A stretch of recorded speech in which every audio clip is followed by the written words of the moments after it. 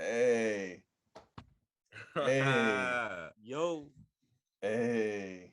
we live. Yeah, And we back yeah. for another episode. Real fast. Episode. TBD episode number 3. Yeah. What's Yo, going on with I y'all? like that mix, man. It really got me going. Yeah, that shit was hype. I Oh like yeah, that. we gonna start doing that every week. If y'all give me an artist, y'all give me a song that y'all looking at, like that was that 91 gave me a song, like he just gave me Maxo Cream, so I went down the dive and I listened to some songs and I was like, okay, I like this one. What give me this vibe though, like with the drums and shit. And so like from there, I had some songs in mind that gave me some vibes. So we went in, I just went ahead and mixed that up, pulled out the little mixer, you know what I'm saying, and I started going to town. Yeah, you I killed it. still got to get some practice in. You know what I'm saying? We gonna Nah, make that shit went better pretty every dope week. though. That was smooth. Yeah, it was sufficient for the I most think part. it was dope. I think it was dope. We should play it again. I'm gonna post it up on the Instagram and I'll post up all that. Well, we're live right now on Instagram too on my phone. A little sneak preview for the folks. Okay. I mean, they couldn't hear the mix though. Nah, They they had headphones on. no, I took them off. Oh shit. Ratchet hoes, stop letting broke niggas know. That shit was nasty. That nigga's disrespectful. That They shit was had telling to the twerk truth. with her mouth open. I can't fuck with you. Hey, he was Maxo spitting gets real it to you. facts. I told you would like Maxo. I told you would like him. Like I had a He got feeling. he got some solid songs, but I had a wasn't feeling like that would be your shit though. I wasn't super in love, but he has some solid songs. Yeah. Yeah, He's dope to ride around to. Yeah, absolutely. So man, hey, so how y'all doing today? First and foremost, my nigga Teyman, how you feeling? Oh man, I'm feeling exuberant. All right, my nigga. Loner Gang in the background. Jesus Christ is making. Oh no, that's Mary. She making her appearance in there. Mother Mary's gonna make her little appearance. She said you can't get rid of me, nigga. Yeah, that's crazy how that's coming through the background like that though. That's a sign or something. Facts. Oh man. All right, 91. You feeling all right today? Straight day? Yeah, man. I'm straight, man. I'm straight. I'm here. I'm here. We're up in here. But you know, we live in multiple places, so we about to get lit. Let's do it. So Black, first and foremost, you doing, man? I'm good out here in these streets. You know what I'm saying, man? You start off the day with a positive vibe, you end with one. And that's what we're gonna continue to do. You know what I'm saying? I got this new book I'm about to start reading as soon as this semester over. I picked up that Will Smith book, so I'm gonna start reading that. Okay. And you know, black people don't read, but I'm gonna go ahead and read. And you know what I'm saying? We're just trying to keep positive energy going. We gotta encourage our people to read more, man. At least read a book a month, man. It's a thick ass book. It's a thick ass book, and you know I'm gonna go ahead and check it out. They got like family photos in there and shit too. You know what I'm saying? It's just about his life, so I'm gonna go ahead and check that out. I just got that shit on Sunday. It's about his life, like growing up and all that shit, or like what's the whole life? Yeah. I saw a couple people posted up on the gram, but I wasn't sure what it was about. Yeah, I didn't really look into it. I'm not gonna put it on camera. Like we don't get paid for that. No free promo. I don't know. Will, I heard Will reaches out to people, so who knows? Not us. Not yet. No free promo. But yeah, so I'll be checking that out. But shit. All right, well, fuck it. Let's get into this first topic of the day. And we can go ahead and get this shit out the way so we can get into the real topic. Tay, go ahead and start with your fucking Rams real quick. Man, the hottest commodity in Los Angeles right now, man. You know what's going on, man. Super Bowl bound. You know, we just picked up OBJ. I mean, it's nothing. I mean, I don't want to brag or nothing, but you know, we're pretty hot, you know. All right. So I'm gonna give you the same take I've been telling everybody else, so we can make this shit short. If the Rams don't win the fucking Super Bowl with everyone that they picked up, right? Do to Sean McVay what y'all do to all the black coaches. Get rid of that nigga, dog. He can't get you over the top. Too many years in a row, these niggas been a top team with the roster that they have. There is no excuses. No, wait, you might be onto something, because when they played the 49ers, I was thinking the same type of shit. Like, you know, Sean McVay, you know, he kind of fucking up. Like, okay. So I mean, it wasn't far from my mind to have Sean McVay replaced if we were to lose. You know what I mean? Because really good coach. And I speak from this as a Raiders fan, right? Like, because when Tampa Bay won their last Super Bowl before this one, It was with John Gruden, right? And what happened? It was a Tony Dungy team. And what happened? Tony couldn't get him over the top. So they traded us for John Gruden. We sent John Gruden down to Tampa, and John Gruden got him over the top. They won the title. You know what I'm saying? So, like I said, if they don't win the title this year, something needs to change, because year after year, these motherfuckers go all out and they lose. And that's fucking ridiculous. But hold on, real quick though. What was the catalyst? Was it John Gruden, or what do you mean? Did anything change in between them getting John Gruden? Or not personnel, just changing coach, changing just John Gruden, ideology. Yeah, changing ideology. Yeah, I mean, I agree in that sense, because Sean McVay, he be doing dumb shit, like the game before the 49ers game. Bro changed up the whole game plan and was trying to do some different shit instead of the shit that we normally do. And we fucking was losing like the first half, until he finally realized, okay, let's go back to our regular game plan. And then we started picking shit up, and it was like, okay, my nigga, like, why you didn't do that in the first place, bro? Why you trying to change you know what I'm saying? Why you trying to change shit, bro? Like, trying to do different shit, having us lose. It's like, bro, come on, bro. Like, now you just doing weird shit. Like in the 49ers game, I just don't know who to blame on that one. Like, I mean, of course, the head coach is the most to blame, but the players, them players on defense and offense was playing like they were scared, bro. I'm not gonna cap. As much respect as I have for those players, they got smacked. And I love it when the Rams lose, because as a Raiders fan, this is LA is Raiders town. We start talking like, let's not fuck around. But yo, to get back to the Rams though, some real shit too. Another topic, man. They was talking up Matthew Stafford this whole offseason, bruh. Nigga is average. And don't get me wrong, he's better than Jared Goff. But the past few years, and I listen to AM 710 on the radio, I listen to all the sports. When they was winning with Jared Goff, niggas was hyping him up so fucking much.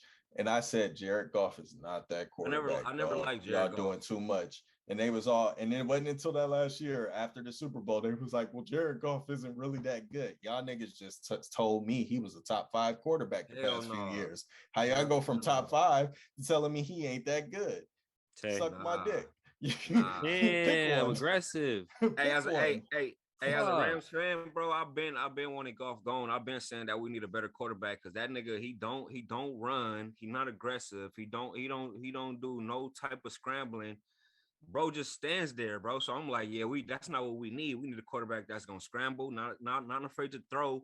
You feel me? And gonna be able to rush when it's possible, bro. I mean, Stafford do that, but I'm not gonna lie, bro. That last game did not. It didn't give him no justice as far as like trying to convince somebody that he's good. Like that last game, just Stafford is an upgrade on Goff. Don't get me wrong. Of course. But that last what game, people be trying to make him out to be. And what Bomani Jones said is true. He is the least scrutinized first pick quarterback ever. Really? He has not done anything, and he has not been scrutinized his whole career because he's been in Detroit. Yeah, is Detroit's trash or what? They say that, but that nigga had Megatron. He has stuff. Like, don't get it twisted, bro. Like, that nigga's he's not that good. I put him on the level with Derek Carr. Like, they're probably like around 15th best quarterback in the league, 10 to 15. Okay. But they're not great. He was Stafford was what we needed at the time over Goff. Like, we didn't need Goff at the time. Like, we needed Stafford at the time, but Stafford is starting to show like that 49er game really exposed Stafford. I'm not gonna lie. Like, I didn't know that he was like that until the 49er game. Like, I didn't know that he just really threw stupid shit like that. Like, he's starting to show who he is. He really throws stupid shit when he's under pressure. Like, he doesn't play smart when he's under pressure, and I'm seeing that now. So he's just like a terrible decision maker when he's under the gun. I wouldn't say he's a terrible decision maker, but he's not the greatest. Yeah, is it his O-line? Like, what's his O-line look like? No, he's really good. He'll take hits and shit. He's just not that great a quarterback. Yeah, like when he under pressure, like because the 49ers was blitzing the fuck out his ass. Like, they was really bringing that. They touching him? He'll wait. Yeah, he'll wait for the hit. Like, he's a tough ass quarterback. Not fun. Yeah, he'll wait. No, he'll wait till the very last second. He'll get the ball out to to a wide receiver. Like he'll sit there and he'll take the hit. Like dude is tough as nails. Yeah, it's just he got his moments. He got his moments where he just ain't great. Make bad decisions, and it's just like, why did you do that? Like, you know, because the nigga ain't great. Because he wants to piss you off, Tay. No, look, even this. Look, bro. Tell me about it, bro. I'm listening. These motherfuckers, bro, instead of kicking a fucking field goal, decide to do a fucking a field goal fake, my nigga, and then fucking fail. Like they fail. Like I'm like, why the fuck y'all didn't just kick the field goal just to put points on the board instead of trying to fake the ball? Like, is y'all niggas serious? I love like, is y'all niggas fucking serious? Yo, there's two things I love when it comes to LA, bro. I love angry Rams fans and I love angry Clippers fans. Oh, that's my favorite. Angry Clipper fans? Ooh. Bro, don't put us in the same category with them niggas, bro. Y'all in the same category, man. Y'all came to a town. Most people would say y'all in the same y'all was gonna take over. It ain't a Rams town. This is a Raiders town, followed by the Cowboys. Then you got the Rams. Hey man, I've been a fan since St. Louis, so you know I don't know none of that you talking about. I'm gonna call it what it is, bro.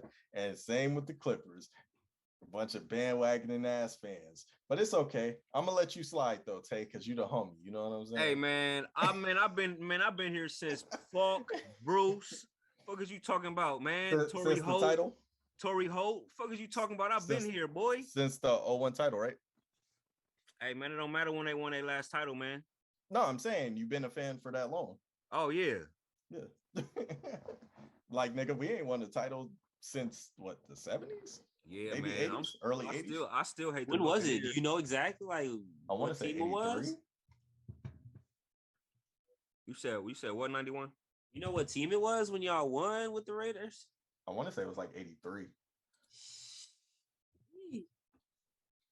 Yeah, I'm gonna get so on. So you know who real fans, nigga.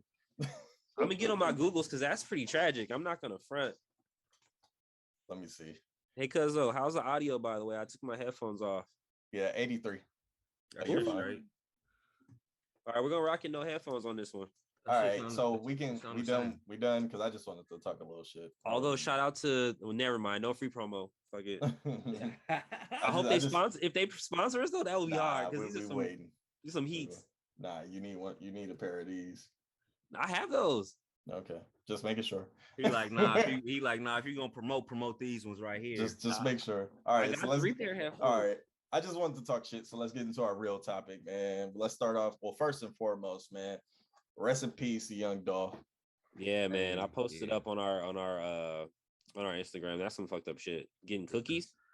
Condolences to Young Dolph, man. Rest in peace, and prayers go out to his family, his loved ones, all the people that were surrounded by him. It's like absolutely the same story. It just goes to show, and you know, I saw the sentiment too, and it's like, yo, we really need people who are fortunate enough to get out to stay here, because when they money can go back to where we're from, we can make things happen in our community. And the fact that he gets gunned down in his own community, dog, at home, like, but that's where it happens the most, though. You heard Boozy talk about it, like that's the hometown is where it happens. Yeah, and that's why people want to get out. But at the end of the day, like, man, if we allow people to stay in, we can have so much change. And the fact that shit like that happens, you never gonna have people come back home. Yeah, no, that's the thing. Like you said, if people were allowed to stay, it would be dope. But but it's unfortunate that our a lot of times you got to get up out and help from outside. You know, yeah, our homeland showing us the most, man. Absolutely, and that shit sucks. But rest in peace to Young Dolph, man. We should play with some of his music in a bit or something like that. I'll have to get up on here and do all that. Well, I got you. We'll figure it out. But yeah, that's a life going too soon, man. And yeah, man. Rest in peace. Rest in power. Condolences to the family. Anybody who's affected. You know what I'm saying? Friends, family, everybody, fans. Yeah. That's this is just jacked up. So let's get back into our topic now and pick the energy back up, because I don't really want to stay on death for too long. Yeah, Versuz. definitely. Versuz. All right. So we got two places we can go with this, right? So we originally were talking about the fact that Busta Rhymes basically turned down a bunch of Versuz opponents, I guess. Oh, he turned down a bunch of opponents. See, I heard about it, but I don't know all about that. So you can school us real quick, and then I thought it was the opposite. The shit. Well, I know that it's happened the opposite way, right? Where like a bunch of people are basically like, nah, I don't want to battle Busta, right? He's also turned down opponents. But I think I think I read something last week that said he was also turning down opponents. And I mean, because everybody who's talked about Busta doing the verses has really put him up on the pedestal and said, like, yo, ain't too many people that can mess with Busta in a verses. Yeah. And he has hella songs dating back to the 90s. I remember hearing like T.I. coming up, but like their music doesn't really mesh. Like that doesn't really come across as a good versus to me. Yeah, me neither. All right. I wouldn't like that. I wouldn't like T.I. versus Busta Rhymes. No. I think you're thinking 91. I think you're thinking in terms of like they both have the catalog, but we're thinking in terms of the song. I mean the sound. Yeah. And the era. Like the sounds and eras don't mesh. I think it will be different, but I feel even though he stayed relevant throughout the 2010s with T.I., it don't know, it don't mesh. Yeah, it just don't mesh. Like he should be with somebody. He should go against somebody that was started in the same era or a little bit after his era, like but in the same little. Yeah, because he got 90s rap, and that's not gonna mesh well with T.I. trap one music. One of my choices on my list, but it's all good. So what's that? T.I. I was talking about T.I. It don't mesh because you can't tell me there's really much that Busta can play that matches with trap music. That was actually my angle. Because it's like a party, right? It doesn't have to necessarily be the same type of sound, but if it's up tempo, Busta's hype, Busta's a lot of energy. T.I.'s got Rubber Band Man, Bring Him Out. Like he's got up tempo songs that can match that energy. I feel like it'd be different, but it would be a good show. It'll be a good show. I agree, but you won't have the same. It'll just keep putting us back in different eras every time they play a song until Busta Rhymes hits his 2010 type songs. So you guys think it'll be too much contrast?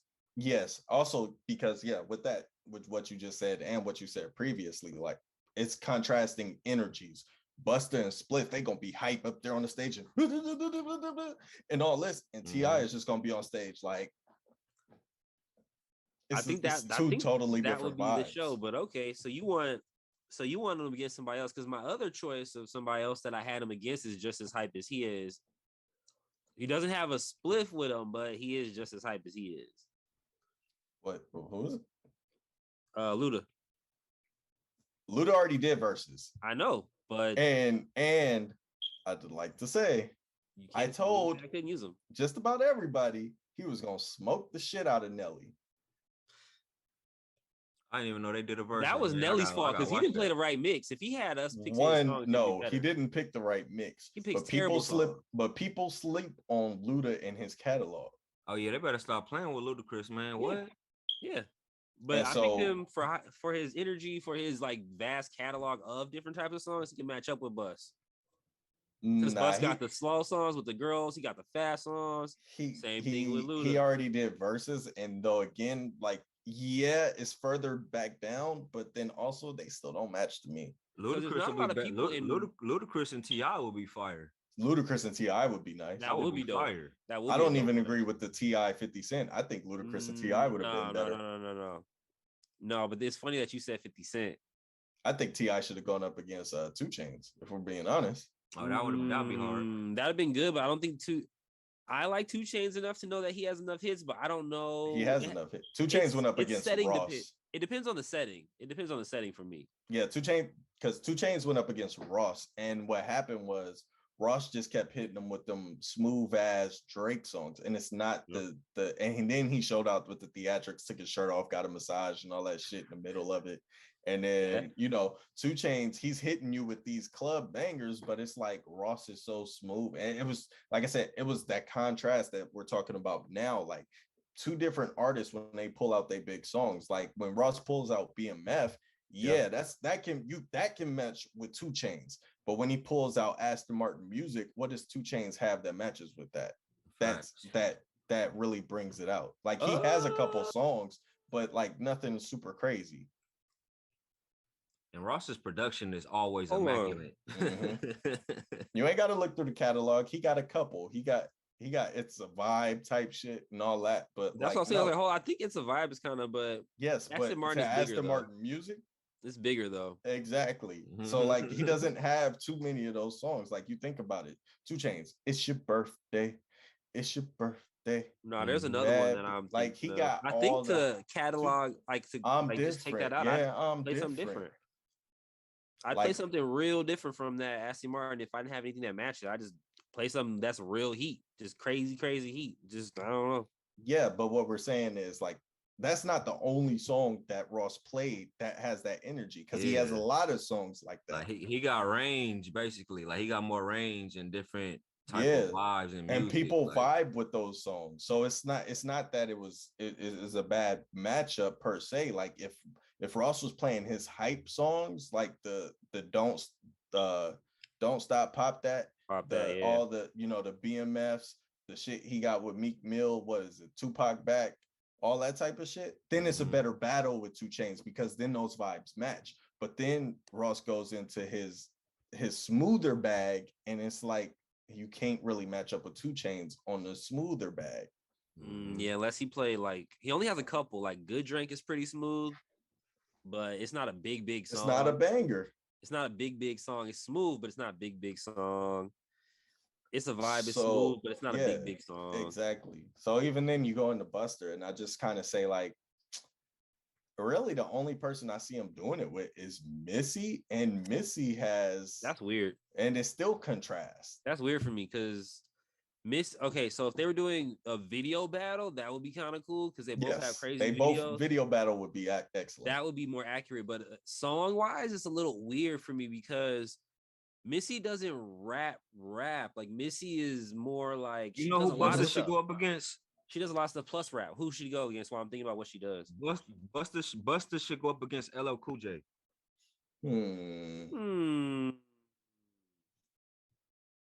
Close.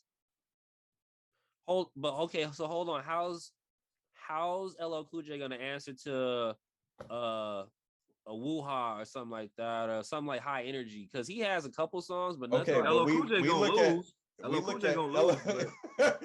Damn, don't say it like that. He's got Mama gonna knock you out, I guess. You're looking at it as LL Cool J doesn't have anything. Like LL Cool J, like you said, he still has Mama Said Knock You Out and all that type of stuff. So I don't know how many he has compared to Busta's up tempo. LL Cool J, hey, look up LL Cool J and look up his hits, my nigga, because I think you're a little bit asleep. All right, well, you got one off the top of your head while I'm on my Googles. I'm Googling right now. Hush. Up tempo heats like that'll knock a Busta song out of the way, because Busta's got like all Busta songs is up tempo except Baby When You Do It With Me, I Give It To You. That's not even up tempo. I know, I said all his songs are up tempo except that one. That's probably like his only down tempo song that he got. The song he's got with Jan Jackson isn't up tempo at all. Oh, that one. Oh, that yeah, one the Janet one. Yeah, that's not up tempo at all. That one too. And that's a heater. That's a sleep hit right there. Like, because you kind of forgot about it. But if I were to play it, you'd be like, oh shit. Nah, I didn't forget about it. What would you play against that if you were Homeboy? What would you play? LL Cool J? Yeah. I would play I Need Love. What the fuck? I Need Love. Nah, I would go. You take that out too early. I'll go. It depends on who goes first. Or I'll go. Because if he plays that, if Busta plays that first, then I come back with Round the Way Love. Yeah. Because it brings the vibe back up. Yeah, facts. Yeah, and that's a good one. Yeah. Because you don't want to take it too low, too early, and plus that's a really big hit. So you might want to tuck that one for later. Or I'll play the match. Or I'll play Doing It. That's a good one. Doing It is a good one, because then what will Bus play after Doing It? Then we're talking about another round, or if he played that first, then it depends. Yeah. So how do they decide who goes first? I think they just decide, and then they just flip a coin, or decide who's going to go first, and then they do the first 10 songs, and then they flip order. They should do it by album sales or something. Nigga, no. They was trying to be disrespectful at that point. How's that disrespectful? They all legends. How's it disrespectful? Not everybody who's done a Versuz is legends. Who's not a legend that's on there? Who did Eve battle Trina? Like, granted, love them. They not legends. Trina's not a legend in the rap game. Ja Rule is not a legend. Ja Rule, you're crazy. You're crazy saying Ja Rule's not a legend. Ja Rule's a legend. Ja Rule's a legend. Yes. I guess in terms of the female atmosphere, they are, but I'm thinking like in the grand scheme of rap, like you're not gonna put Eve or Trina on your top 20 rappers.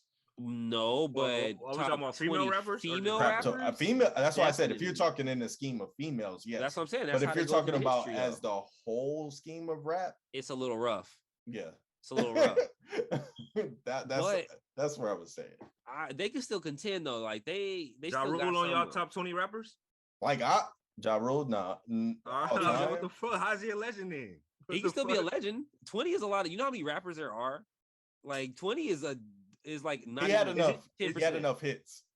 Way more. Yeah, he got had enough hits. He got. And I love what he said. I love what he told Fat Joe on stage. What he said. You were doing this before me, and you've been doing this after me, and you still ain't caught me, nigga. Yeah, that's true. Yeah, he was a legend. You should go back and watch his verses with again. The female songs, bro, always did his shit for sure. He was a legend. Even without the female songs, though, when he was first just started rapping, his shit was cool by himself. He had this shit. Him, DMX, and Jay-Z was in the group. Yeah. So if you rapping with them, they legends, and he's still going. I ain't saying he weak or nothing. It sounded like you kind of was saying he was kind of boo boo. That's how it came out. I'm saying that. I'm dead. Cause y'all always be talking about you gotta look at it and influence and all this other stuff and blah blah. Well, okay, he's not my top 15 in terms of influence. I wouldn't put him in there in terms of bars and shit like that. He's up there for New Jersey. We talking about like legendary status. Like he did his thing. He's like top nigga. When I go to the festival up in Vegas in May, I'm damn sure gonna be in the crowd. Those hips. Those eyes, you know what I'm saying?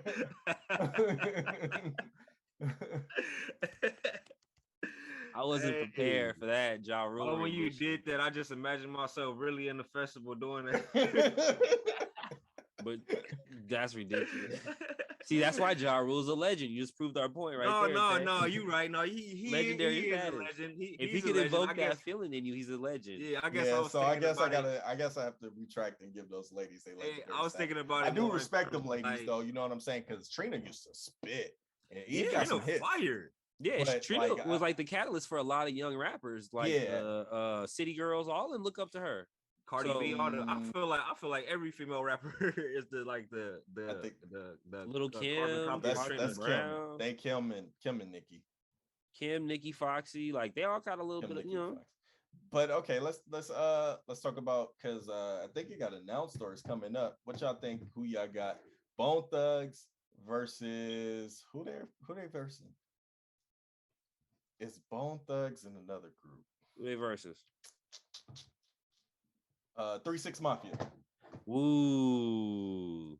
You know I'm partial to 3-6. That's my shit. I've been on some real crazy 3-6 tracks right now. But I think they win because I think they'll wash Bone Thugs out, because Bone Thugs, I can think of like 5-6 maybe good songs off top. But 3-6 Mafia, 6 or 7 great. Don't give them good. 6 or 7 great. Real like up there songs, top tier songs. But then 3-6 Mafia's got a lot of hits, and if it's the right setting for it, like a nice club setting, 3-6 Mafia's gonna wash them. Okay, just wash them. So I went back yesterday and they're gonna walk them. Yeah, well, I did a listen, right? Because in my mind, I started off with this. I said, okay, if it's 3-6 Mafia versus Bone Thugs, I don't know who to pick, because Bone Thugs, with their songs, they're more culturally impactful. Their best songs are more culturally impactful than 3-6. Depends who you're talking about. Nigga, Bone and Biggie. Like, that shit goes harder than anything you got from 3-6. Slob on My Knob, sir. That goes better than Slap on My Knob. And don't get me wrong, I love this song. Playing back to back. We talking about culturally. What do you mean? Like, Drake sampled it. You weren't having Slap on My Knob on the radio. Like, that Bone and Biggie was like all I worldwide. Yes, think nigga. it was on the radio. Nah, The nigga, clean don't version. make me pull up stats. Wasn't it on the clean version? Don't make me pull I up stats. don't think that song was ever on the radio, dog. Nah. I ain't never heard Slob on my Nah, Nah, You, not on the also, though, radio. you don't have to be No. culturally impactful just to be on the radio because you can No, slap in the but streets. in the 90s and early 2000s, Exactly. in The the mixtape era. non-internet era. Yes, Yeah. exactly. Mixtape era, non-internet This era. when niggas was using 3-6 LimeWire. wasn't touching West Coast like us. You could be like Gucci Mane. Gucci was hot. Yes, but that was internet era. Non-internet era, 3-6 wasn't touching the West Coast like that. All right, like Master P when he first started, before the internet era. But Master P was in Oakland selling mixtapes, and he was from New Orleans. He's smart. All right. Let me see.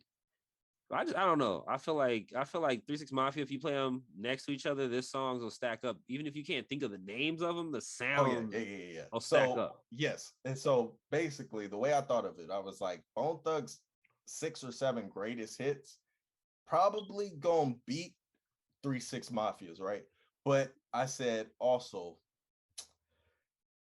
does that mean that you can go into the Juicy J, DJ Paul producing bag and Juicy J's rap career now? Because if you could do that, then 3-6 Mafia really washes them. Well, question for you: does Bone Thugs have any writing credit or anything like that they could pull from, like the Tupac or not Tupac, the Biggie? I think they have a song with Pac. They had the Biggie, but nah, like I don't think they have anything new worth a damn. No, but Juicy J's still going. So he is. So you know what I'm saying? Like, can he play bands and make you dance? Because if he can play that, that's a wash. That's a wash. That's a super wash. Yeah. So we had to put parameters on it. Are they going to go to 20 songs or are they going to go to 10? They're going to 20. 20's versus. Do Bone Thugs have 20? I'm not trying to be disrespectful. That's the part. I'm not trying to be disrespectful, bro, but do they have 20 hits that they can really crank out? I don't know if they have 20 that can stand with 3-6. And that's where I have the debate. I like I said, I can only think of, like you said, 6, 7, maybe. But also my thing is, I don't think 3-6 as a group has enough to give you. Okay, so basically they got to go up against Bone Thugs 6 or 7, right? So mathematically, they gonna need an extra 6 or 7, right? Hits. So you need them to have 12 to 14 to compete and make it they're winnable, right? I don't know if they have that. They got a group. I'm looking right now as a list. They got a lot of them. They got some hits, but as a group, I don't know if they have 14 to get that win. From 2001. No, even back further from 96 to fucking 2005, they got hits all the way through. Yes, we know they got hits. And I'm looking at more. I wish you could see my screen because I'm looking at. But okay, Bone Thugs plays first of the month. Win. They play Thuggish Ruggish Bone. Win. They play Crossbow or Crossroads. Win. Let's see. They play For the Love of Money. Win. They play Notorious Thugs. Win. That's 6. Sipping on syrup in there, popping my collar in there. Nope. See, and that's what I get because they have popping my collar doesn't beat any of those. Player haters. Sipping on some syrup. Sipping on some syrup. That doesn't win. And again, great song. I love it, but it doesn't beat any of those 6. So they have to come with another 6. They might see like that's. We got our guest here. Our guest is in the waiting room, so let's go ahead and bring him in here then. Okay, but that's what I was kind of saying about 3-6 Mafia. I think they would win because of attrition. They have so many songs that I think they will wash out. I see what you saying. 91. You saying basically like they have more songs like in their catalog to put out there than Bone Thugs and Harmony does. Like as far as like shit that made us like feel some shit like Slob on My Knob and shit like that. Like they have a lot more of those songs to put out there for us than Bone Thugs. Bone Thugs songs are more, like you said, culturally impactful. They only have like real music. They don't have like no music like 3-6. 3-6 got like mixtape music. You know what I mean? Yeah, like, I think it just depends. Like, Yo, like, Ninja. What up? Hey. Yo, welcome to the party, bro. We over here talking about 3-6 Mafia and motherfucking Bone Thugs versus 3-6, hell yeah. You got an opinion on that, by the way, on who you think will win in that versus? That's hard. It's a tough one. that's because they're kind of similar, but they're so different. You know, Mhm. like I'm gonna have to go with 3-6 though, just because That's I what don't I know. said. That's what I It's said. just a little more raunchy, I guess. You know, a little more street. You know, I'm okay with that though, I agree. because But Hell I me feel and like Tay, it would be more fun. yeah, me and Tay Mhm. said Bone Thugs got 6 for sure hits that 3-6 ain't touching. Right. And then after Yeah. that, it's like, I don't know. Yeah, no, I mean like Bone Thugs is more like I don't know what's like they're like borderline R&B, I guess, kind of with the like Almost, yeah. you Almost. could you get that vibe, whereas 3-6 is just like damn, you just want to rage, like you just want to like like That's what I'm saying. That's why I feel like 3-6 will win, because of the energy just is gonna wash them out. yeah, but it's hard to compare, it's hard to compare those two types of like styles, It's like contrasting for sure. Hey, hold on, but not to interrupt nothing. Yo, man, we got my boy Elektr0ninja in the motherfucking building, man. Yes, sir. We don't have a soundboard yet, so Elektro, what's poppin', Slan? just here, I same see. shit. I see we you in the appreciate you studio, stopping Studio man. looking by, real man. nice. Blue light. Thank you. Yeah, you looking Yeah. snazzy back there. I'm in the merch warehouse right now. You're over here looking like a super Yeah. baller. Hell yeah. I just Looks got like you're done in a with the Rolls session. Royce right now. Not right with the stars. Nigga in the studio, man. How was the session, by the way? I know we talked about that earlier. It was cool.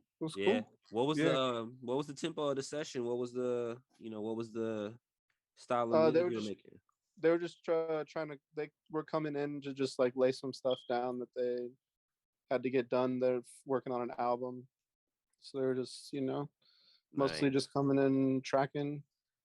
Nothing too crazy on my end. Yeah, man. So are you It's engineering engineering? basically. Okay. Yeah. Okay. I That's dig it. dope. Yeah. Well, yeah. So, me and Ninja, man, we've been knowing each other Just for engineering for this session. we've been Yes, we've been sir. knowing each other for some years. Yeah. How's this whole connect work, man? Tell us, walk us through that story. Tell us about that. For what? How you guys met and everything. What's the whole connect? Because I actually got your information, Ninja, through Tay, who's the scout master over here. Hell yeah. How did we meet, Tay? Fuck, we met through somebody. I think we met through Macca, fool. Macca, yeah, Macca for sure.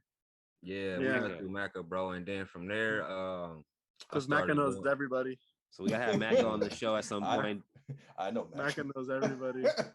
I'm the only person that doesn't know Macca here. You're the only person in the room that doesn't know Macca. Well, once you meet him, you'll know him real quick. We'll fix that. Oh yeah, Absolutely. facts. Absolutely. Yeah.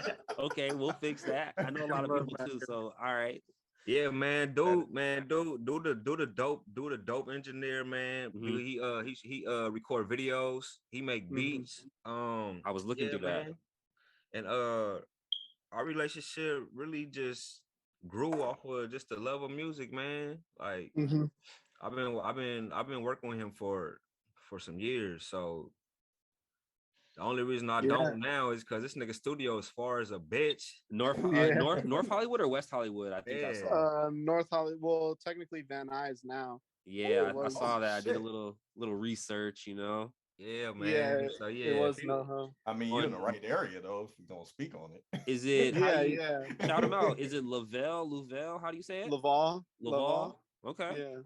I wonder if Laval. I've ever been there, because I've recorded with people a few times up in that area, but I'm from down here, so I don't even know. Possibly the old spot. It's definitely possible, yeah. Because I've been over here for just a year, so it's kind of new. Nice. Okay. Hey, Elektro. Talk. Hey, let us know how you started, how you got into producing and making beats and sir. Walk us through it. Videography and all that stuff. Like how did your career start, man? Oh shit. Well, I always kind of feel. No. Hello. There we go. We're here. We okay, live. cool. I've always kind of liked filming low key, even since I was a kid. So I've always kind of been into that. And then music just kind of happened by accident, really. Like just a couple of homies fucking around. Like, I had a roommate at the time that like played piano and like was a singer just for shits and giggles. Like, and so I would just fuck around and make beats, and we would record just for fun, like nothing serious. Yeah. And then every time we showed somebody, they were like, yo, like, why don't you guys do something with this, you know? And at that point in my life, I had no idea what I was doing. Like, you know, I was just kind of going to school, like majoring in history, fucking nothing special. And then, yeah, like. Oh man, so decided history like, obviously this wasn't the kind of fun. bag. Like, let's rock. And then, The fuck? What'd you say? I said history. So history obviously wasn't the bag. So when you decided to No. really like Not at all. really put your foot into music, I was looking up your music a lot. You make a lot of different music actually. Like there's not really. It's hard to be like, oh, he makes this type of music. This like. So I'll let you tell everybody what you like to make, and then obviously go from there, I guess. I really like to make whatever I'm in the mood for. Like, Okay. So it could be pretty much anything. Like, I tend to gravitate towards like harder shit, whether it's like in the dance realm or in the hip hop realm. Like, I like harder sounding. But then there's times too where I'm like, throw some guitars and like, on something and I heard a couple of those songs. some emotion. Yeah, so it's like it kind of goes back and forth. I'm sure it depends also what your objective is when you're creating, right? Like if you're just making stuff because you feel a way, or if you're making it for an artist or whatever you're doing, right? Yeah, definitely. There's less freedom when it comes to working on commission shit, But if I'm just like, if I'm just right here, it's kind of just whatever I feel like. Yeah. What do you use at that moment? What's your DAW of choice? I use Logic. Okay, straight off of there. Keyboard, any other equipment we using? I have like a little MIDI controller. Nothing super. I keep it pretty simple, dude. To be honest, like, most of the money I spend is on like digital shit. So like plugins or sounds, synth sounds, shit like that. Like, yeah. Shit. So just a regular keyboard, just mic. Do you use an MPC at all? I don't actually. I don't use an MPC. No. No, that's great. Yeah, everything I do. Solo. Keyboard. I mean, the keyboard kind of acts like an MPC too. Like you program it MIDI controller, so it's kind of like the same shit. Oh, so you cut out the middleman. Okay. I like it. I like to rock compact myself. Okay. Yeah. Who like as far as like producing wise, like who some of your like influences, like who you like, do you have any like as far as like favorite producers, like producer, like who you look up to? Like, bro, London on a track. Yeah, hard. He definitely does great work. Murder beats hard. Yeah. Who's someone that we should look into that we don't know about? Hold on. Let him No, yeah. I'm trying to think if there's any other producers that kind of stick out in my head. Zaytoven is pretty dope. Often over. Yeah. I've heard a little bit of that going around. 40, obviously Drake, right? Oh yeah. So yeah, that's kind of that's really I think we talked about him a few episodes ago. 40. We did. Yeah. Well, I mean, speaking of that, so do you look at 40 as more of an engineer or a producer? I feel like he's not like, I don't know how involved the other producers are in the process, but I feel like 40, I look at him as like a producer, but he takes a deeper role in that, like he might be more involved with what happens because he works so closely with Drake. It's like he has a little more control where he can, he can can make the beat and be like, all right, this is, we're gonna tweak this here. We're gonna make your voice sound like hands-on control, which kind of bleeds over into that engineer side. Like he has that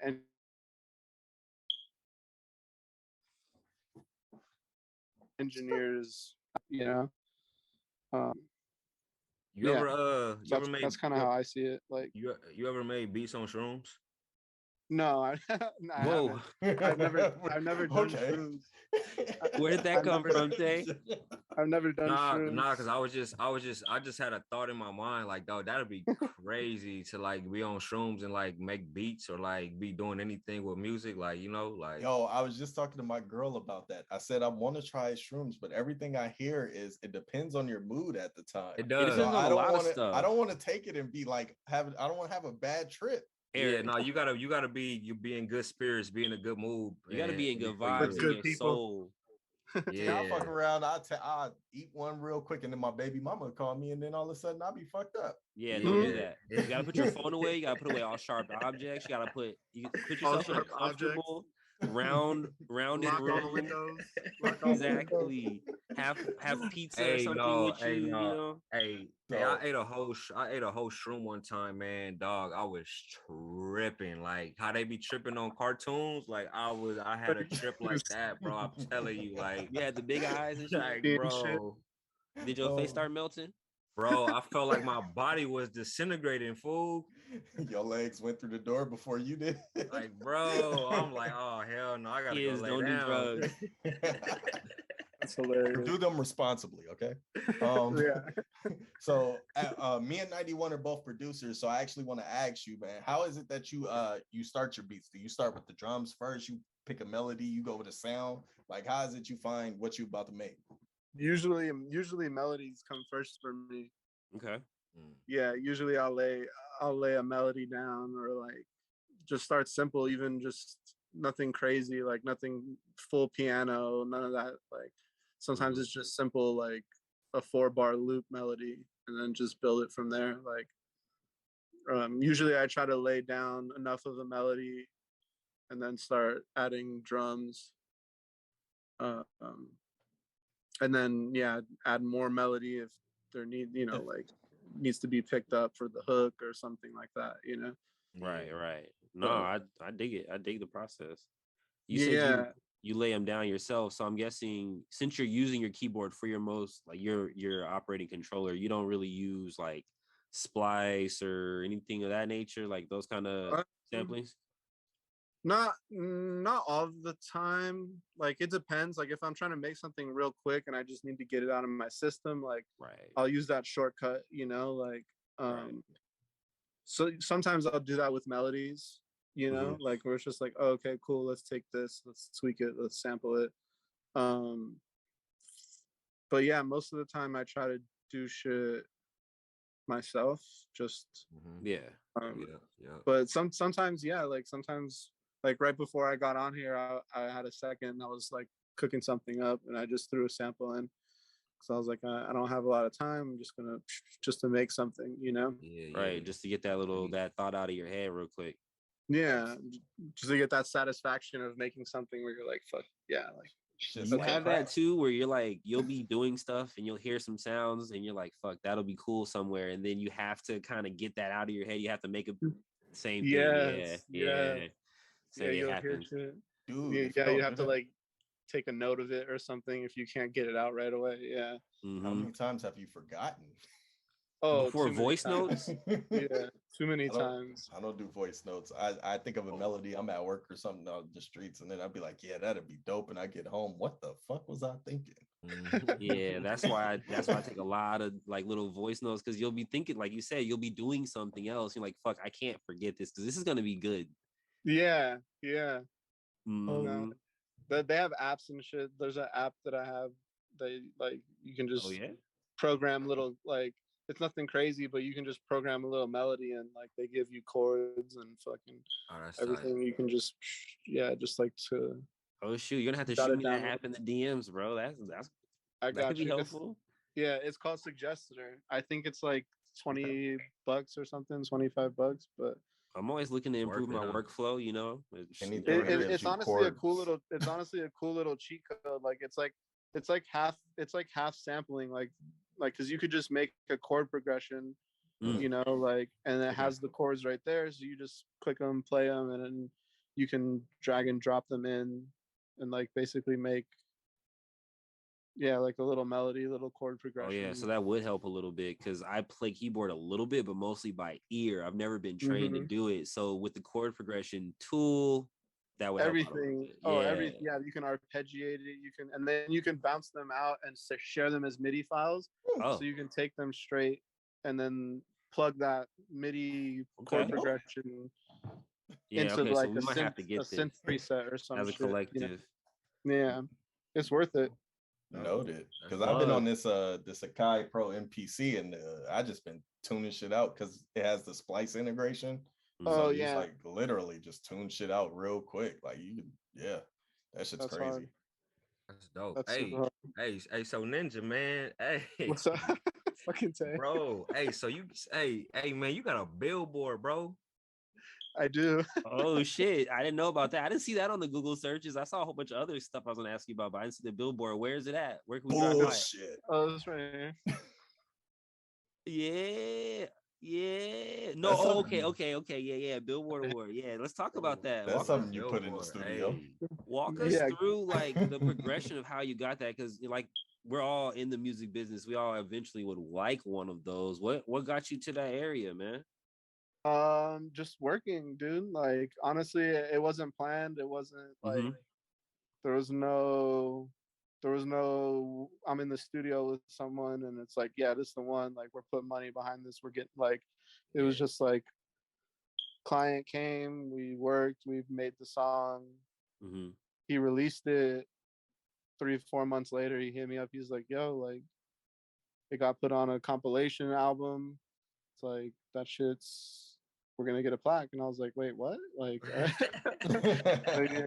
hey, like for real? Like, no argument, right?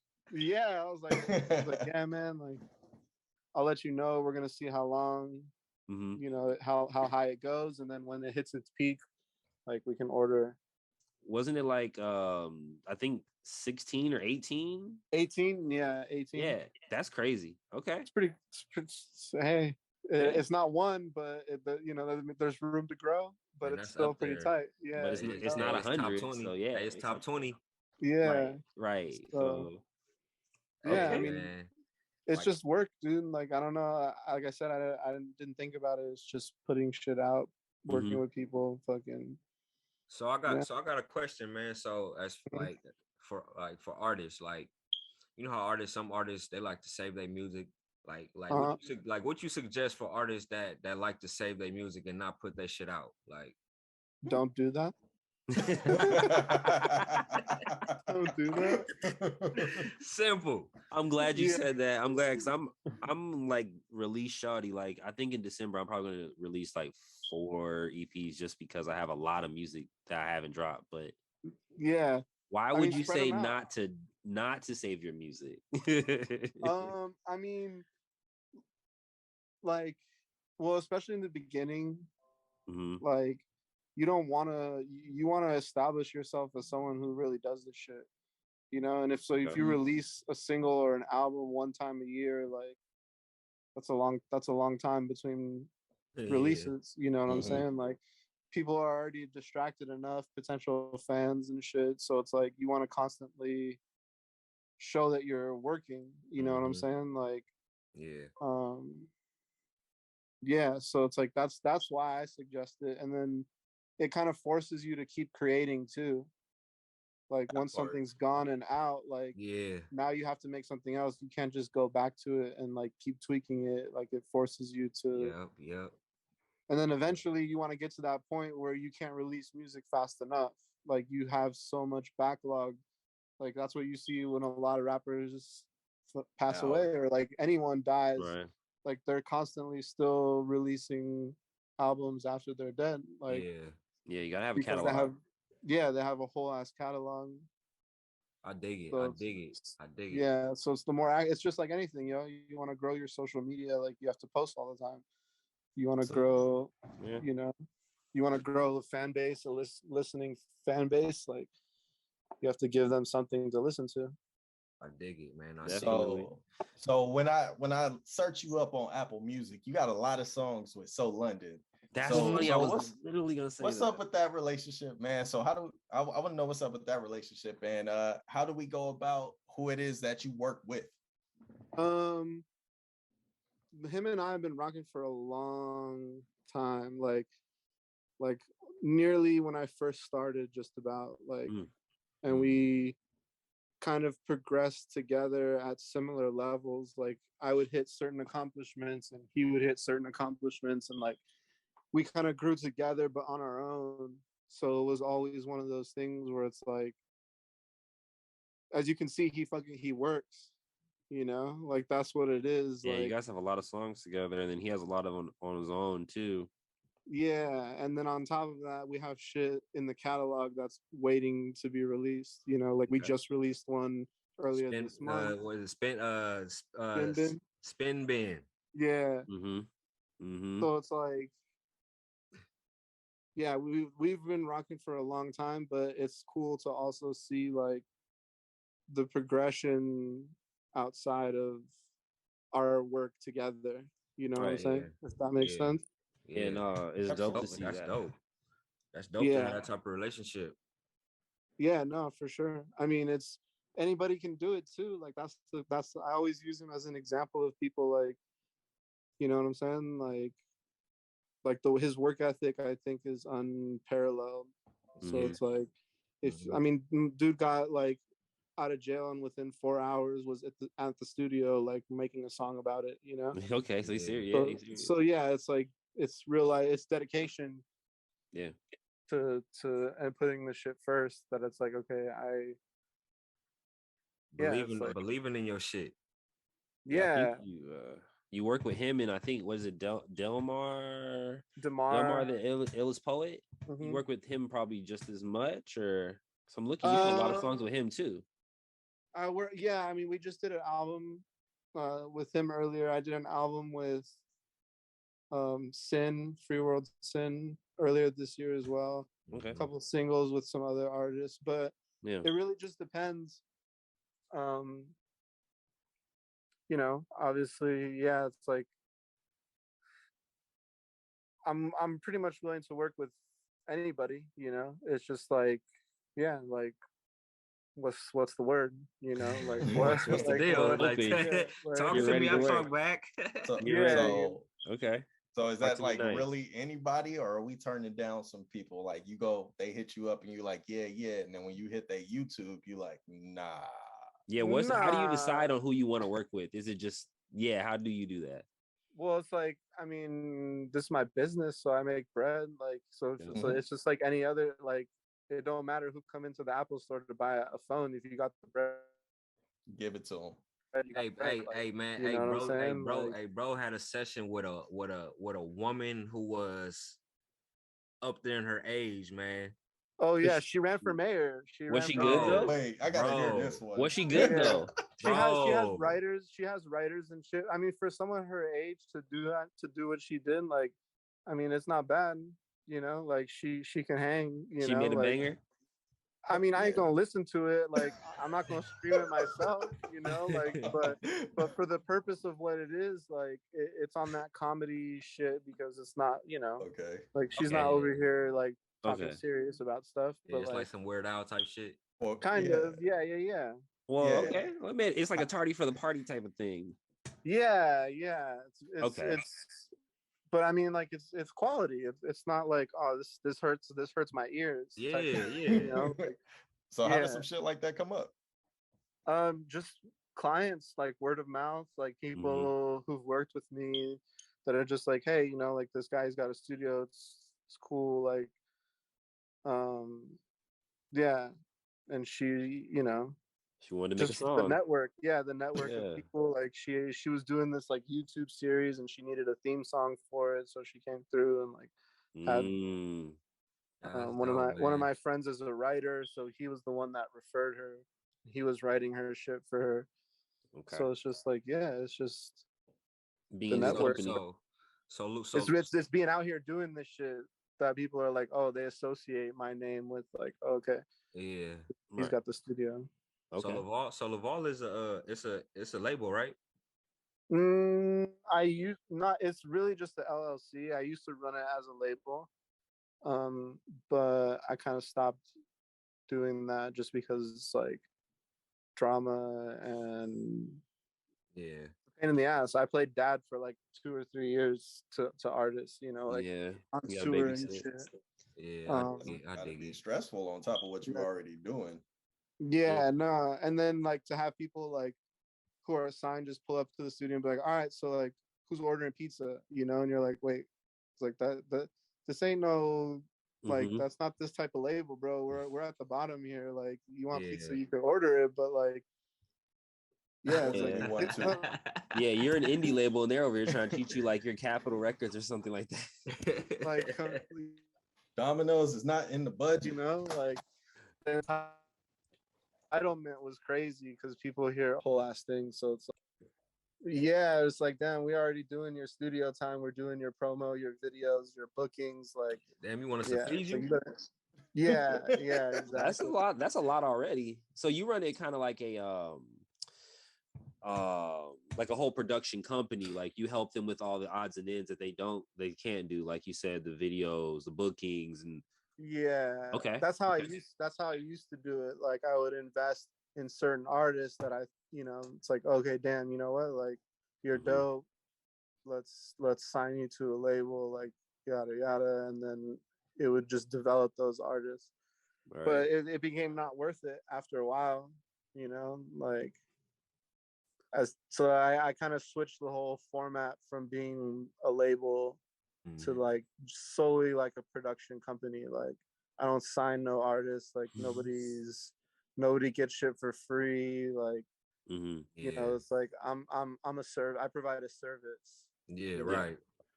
So how did you talk to us about that? Nobody gets shit for free, because as producers, there's that weird kind of funk, right? Like you come into producing and you're like, I just want to get on. So a lot of Everybody people wants either something for free. give their, music for free, until you can kind of establish yourself, or, a lot of people just kind of wait until they can kind of build their relationships up to kind of get around the right rapper or, whoever it is to kind of get their shit off.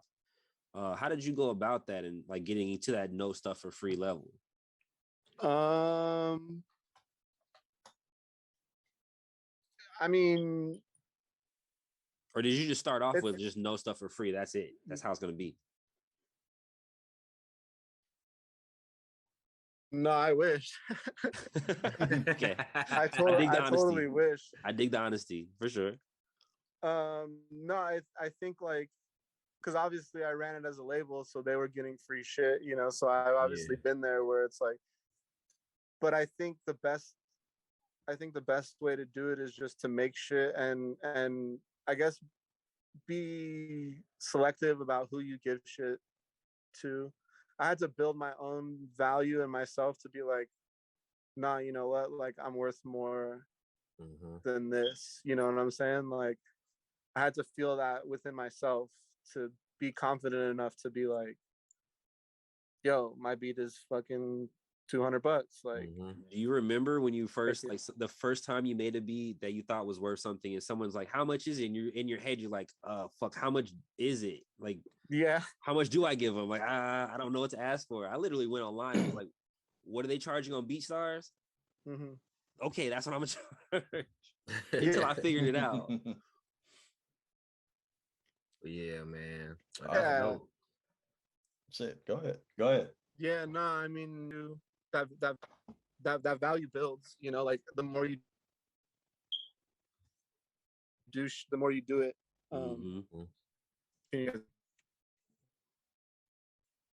Oh man, here we go. Can you guys hear me? Yeah, we're back. Perfect. No, I was just gonna say that the value builds, like I didn't come out the gate charging $50 an hour for studio time. Like we started at 20, you know what I'm saying? Like when I first had it, the studio. That's real reasonable. That gets you a lot of clients right there. Yeah. And so it was like, cool, like 20. And as I upgraded shit, the more we did, the more people I worked with, you get a couple of bigger people that work with you. It's like, okay, cool. Like you start raising it just little by little. Right. And it's like, yeah, you know, you get shit like the plaque. Like I could have raised my prices, you know, 'cause it's like Facts. Yeah. Facts. I'm certified, like, Facts. you know. It's engineers out here charging $60, $65 with no plaque.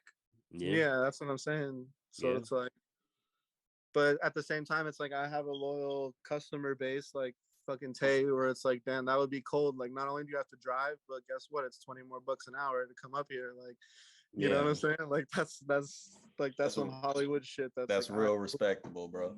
Yeah, no, that's cool because a lot of people would try to, you know, hey, today's price is not yesterday's price. So yeah, but then it's like I've been working with Tay for a long time. Like, he's built that loyalty enough to at least, you know, like, you know, not suffer that. New people, maybe, you know, like new people, it's like, if you're cool, like, you know, like if you're cool, we'll keep it. But it's like, nah, it's 500 now. No, taxing them. No. Hey, no, if they'll give it to you. Hey, no, Elektro is so dope. Hey, bro, he No, I feel like he was the first engineer to record my little cousin, man. Oh yeah, both of my little cousins actually, like, so yeah, man. Okay. He was the one to actually get they feet wet in the studio, man. So they had, you know, that they was a had cool fun experience. too. That shit was cool. They killed it. Yeah, man. Oh, so you still remember the session? That's dope. Oh yeah, hell yeah. That's dope. They came. You guys came twice. You guys came a couple of times. Yeah, I think it was probably like 2 or 3 times. Okay. That's man. Well, I kind of want to say I appreciate you filling out the survey for A2D. In the middle of like revamping this whole thing, we haven't gotten around to scheduling for that and doing that in the proper way. So I want to say I appreciate you for filling that out because it's hard to get people to fill out all that shit so we can provide what we were doing. But in that, I saw something interesting that I wanted to ask you. Let's get to the interesting. So because this one hit me first and foremost. So I wanted to ask you if you had to get rid of one, because I love both of these. You can only keep one. Okay. Is it gonna be the Dragon Ball, all in Dragon Ball Z, Super Dragon Ball, or Game of Thrones? Ooh. Oh, fuck. I don't know, man. Dragon Ball. I'd probably keep Dragon Ball. Okay. Yeah, just because there's a history. Like, you see this? Growing up watching that shit, yeah. Dude, I thought you were about to say get rid of Dragon Ball. I was like, oh, nah. There's too much. Like, I like you, Ninja, but come on, bro. Your name is not Knight, it's Ninja. No, we keeping Dragon Ball for sure. Okay. Yeah, I got fucking Goku tattooed on my leg, bro. Like, that's what's up. Yeah, I'm not playing. Okay, let me throw a random one at you. If you were to get any tattoo from the other show, what would you get, or who would you get from Game of Thrones? Yeah, there's a lot of options. There's a lot of options. I know a couple of them. I don't know if I would get like a whole person. You could be his face. It could be his bust. It could be a dragon. I'll get the little midget nigga, bro. That's I like him. His name is Tyrant Lannister, dog. That's a good one. Though. It's funny that you said that though, because that's exactly the face I was thinking. I was like, oh, that would be dope on someone's tab or something. That'd be a random. I'm not putting that nigga face nowhere on me, bro. I would personally pick a dragon. I thought you was gonna say like the family symbols, like the wolves or the dragons. Or I don't even know my own family symbol. I might have human faces on me. Didn't you tell me we deers or some shit? Yeah. Deers are native animal, I guess you could say. But I'm not tattooing a deer on me though. I've never even met a deer in my life. I'm already trying to get a wolf on my forearm. I never even met a deer. I never even met a deer. Speaking of, since we took it all the way back to there, Nick, where are you from, bro? I know your name. I'm from the Valley. Oh, you're LA too. Okay. Yeah. Okay. Yeah, man. Born and raised Valley boy. So are you Lakers or Clippers? There's only one answer. Lakers for sure. Okay. I was about to say press the button. Exit. No, I can't think about it for a little bit. I'm from LA, bro. Grew up watching the Lakers. Like, I think we were all like, Nobody from LA likes the Clippers. What the hell? nobody from LA does, but there's a lot of randos here that are like, oh, Clippers. Yeah, Facts. they're hopping on bandwagons. That's why. Another Actually. question off of this questionnaire, bro. For sure. Because you said you like the Fast and Furious movies. I hope Yeah, you why didn't like not? the last one. Oh, that was my favorite, bro. Holy fuck. Walk me through why that's your favorite. I haven't even seen it, bro. I'm just kidding. Okay, I was about to say these niggas went to space in a Pontiac. I was gonna say it's definitely the worst one. It's the most outrageous. No, yeah, I haven't. Well, I mean, that's what I would expect of them. Like every movie just gets more ridiculous. Like, but talk to me about it though, because Homeboy, like, just one. I'll pick one character to talk to you about. Ludacris. He was like a gambler, bookie, and then now he's a computer hacker. Yeah, right? He's a hacker. He can build spaceships and stuff. Like, how did he get this progression in 2 movies? Whoever wrote that character arc needs to be fired for sure. Yeah. I never even thought of it like that. Like, he just boosted his life up like 10,000 times. Like, yeah, no, that's true. He had none of that potential when I first met him in the movie. He went to college. Yeah, right. None of that potential. In the process, that's why he was going for 4 movies. Yeah, right. My boy got a degree. Shit. He said, I need to bring more to the table. She's like, I ain't doing enough. Right? My homie. If you had to pick one of the Fast and Furious movies, which one would you pick? Oh man, come on now. I already have one. The first one, bro. Like, come on now. The first one? Wait, you said which one would I pick out of all of them? Yeah.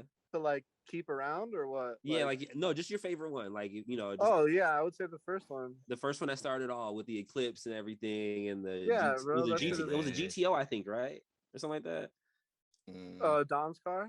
Yeah, I don't know what his car was. His dad's car or whatever, the black joint. That thing was hard. I think it was a Charger, no?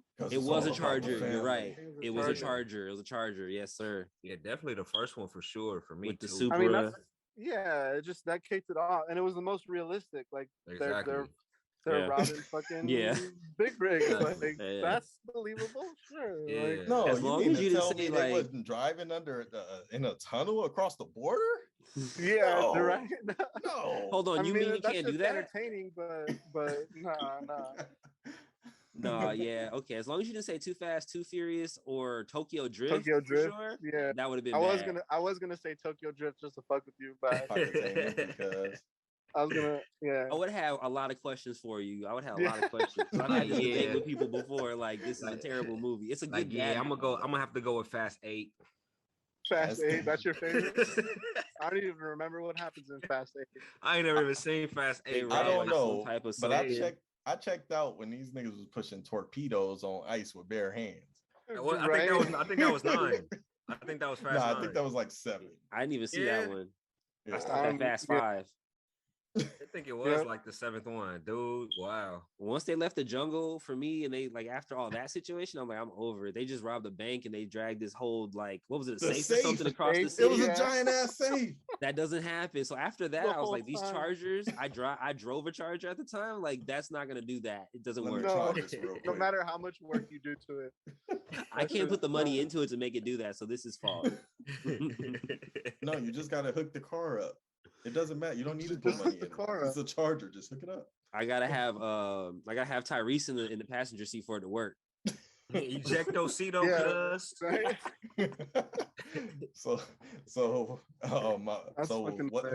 What does Ninja like to do in his time off or time out of the studio? Wait, hold on. Not to cut your question off, Black, but hold on. Before you ask that, I want to ask this. How did you get the name Ninja? Yeah. Well, everything I do kind of is electronic based, right? Like, so I don't play fucking violins. Like, all I play really is the keyboard, you know, like, I don't play drums. So everything is kind of electronic, digital based, you know? Yeah. So that's how I kind of came up with Elektro. Ninja is just like, been obsessed, I guess, with ninja for a long time. Like it's something that like it's a cool culture for sure. The more I looked into, the more interesting it was, like historically speaking, like not the fantasy like ninja assassin shit where like they can turn into like shadows, like the real, like the reals, why it started and everything like that. Yeah. And so like when I did a lot of research and shit on it and like different books, and it was a lot of inspiring like shit for your brain, like and you kind of changed the way I thought. And so I just was like, yo, like the electronic ninja, like the electro ninja, like some real Wu-Tang shit. I did. Fucking it just kind of took over. I had gone through multiple names, like trying different shit. Like what were some of the first ones, if you don't mind telling us? I went by my regular name, like an abbreviation of like my regular name, so like Nick Casey. I think that's kind of, I don't remember if there was one before that or not, but yeah, that was kind of the transition, because I didn't know, so it wasn't too bad then. You didn't have like any like Nick Izzle or anything like that, like one of those it wasn't that bad. Nick Weezy. Right. I tried to minimize changing my name a lot, because like you have to redo all your branding and shit, and it's just it's like you want to try to stick to something, so right be consistent. No, that's smart though, talking about the brand, because a lot of people don't think about that, and I had to kind of work that into my system too. You got to like think about yourself as a brand. That's kind of smart that you thought about that with your name, and kind of all the way from the top to the bottom. You never want to have to rebuild and shit. You run it like a business from all the way through, so that's pretty dope. It was dope to hear. Black, you have to, for sure. Do you remember your question, Black? Yeah, man. I was just asking, what does my man Ninja like to do outside of music, man? When we not in the studio cooking up, when we not at home on the keyboard doing shit, what is we doing in our free time? Sleep. Shit. Nah. I thought you were gonna say making sample packs or something. Eat some food, like. Put us on some good food. What have you been fucking with lately? Shit, anything, bro. I'm not picky at all. Sushi, really? Okay. Fucking ramen, fucking Italian food. Give me a burger, some pizza, like tacos, burritos. You feel me? Whatever a nigga in the mood for. What Yes. My fat ass, bro. Thanks for putting me on blast right now. You said you're from the Valley, right? Yes, sir. There's a place that I've been to in the Valley called Wings and Things. Have you heard of it? Been there? I feel like I have heard of it. I don't know if I've been there. I want to say it's in Northridge, and there's another one in Hollywood. Yo, there's a couple of them in Hollywood actually. It sounds familiar, but I don't think I've ever been there.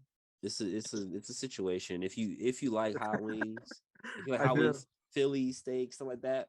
Oh hell yeah! Get you a situation. Have them delivered to your studio actually, because you'll probably buy one.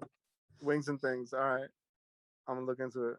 Yeah, wings and things. One more thing for me, man. What's up? Because I feel this is interesting, man. So if you could meet three people, you gave me three names. Oh, you can't hear me? Oh yeah, what's up? Yeah, say it okay. Again. So in this survey, we asked if you could meet three people, you gave me three names. Really only interested in one, because the other two I could see. But what's up? What's up with the Lil Uzi Vert? Like, not that it's a bad thing. No, because I like Lil Uzi. No, I think it'd be interesting. Yeah, well, why do you want to meet him? Why do I fuck with him? Musically, I think he has an ear. He comes different, I feel like. Like his range is different than most people. Okay. Plus, I don't know, for some reason his music just like that nigga be raging, man. Yeah, like but also at the same time. So is that what you get into? Is that your style of music? He has that like that sad boy shit too on the other side. Yeah. So it's like, Yeah, damn, like he does I'm the rich as emotional fuck, but I'm yeah. still kind of sad. Like, Yep. and I fuck with that. Yeah. No, I I like fuck yeah. with I fuck like with his Uzi. He music. was in 2 songs on the mix I started with. Yeah. Oh yeah, hell yeah. Yeah. Mm-hmm. Yeah. I mean, I so don't know about the pink diamond thing, but In his it's forehead or something like publicity, that. bro. Yeah. Like honestly, and I just look at that. I'm just like, it's like a Kanye thing. It's like, all right, bro. Like you're late. You could do what you want. Like you earned it, bro. Like you earned it. I ain't gonna say shit. Like like Yo, is he a Dragon Ball Z fan or something? that's what he looked like he was about to do. It's like he ain't hurt nobody. Like Do the TN or let the whatever. man put a diamond on his head. Like It's his money, whatever. That nigga said 10. I just thought to myself. That's the one that did the forehead joint, right? He had on his forehead. I really thought to myself, and I was like, yo, you catch him walking around the streets. Like, what if somebody just go like Thanos, like yoink? I don't think you could just it's gotta pluck be it out of his forehead. A certain level of publicity though, bro. There has to be some sort of like, you know what I'm saying? Like he probably got the piercing, was just I'm gonna put this, big ass on my head. Like I'm sure it's insured. Like it has to be insured. Oh, it was insured. It's out now. 100%. Oh, really? Yeah, it's out. Oh. Yeah. A little while. Yeah. Yeah. Well, you see how I keep up with Lil Uzi Vert. I just be seeing him pop up with little kids all the time, be doing nice stuff, like buying them ice cream and random shit like that, and doing that shoulder thing that he does. Do the shoulder one more time. It's so funny.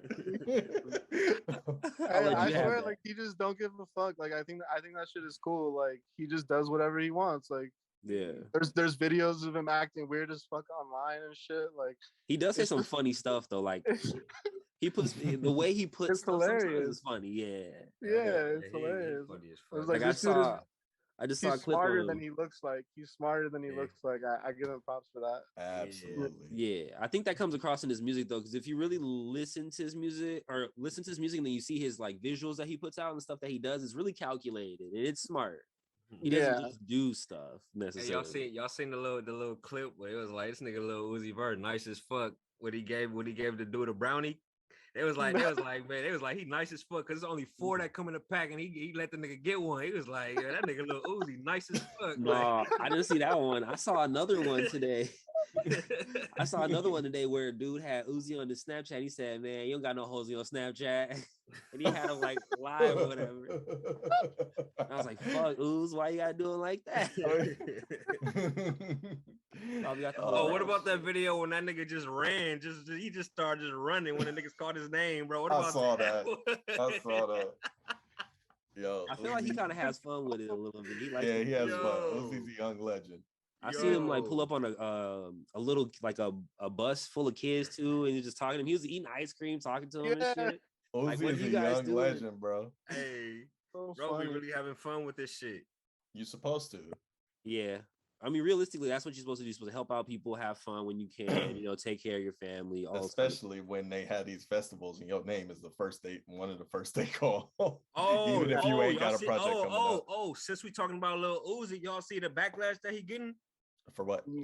No, I've seen a little bit, but I don't really know what it's about. Bro, I guess they on his ass right now because he wasn't having no sympathy for his fans. I guess was fainting and shit. He was like I don't take no breaks. If it's looking bad for you, then leave. If you gonna stay, then stay. And everybody giving him backlash for that shit. Bad timing. You don't care about your fans. Yeah, real bad. I mean, it's personal responsibility, but it is bad timing with the Travis thing that just happened. Yeah. We haven't really talked about that yet, but we'll probably touch on that a little bit at some point. But yeah, we already had enough at the beginning of the episode of that. With the Young Dolph thing and everything. But yeah, that's bad timing for Uzi because damn, bro. He getting backlash right now, bad. I don't know.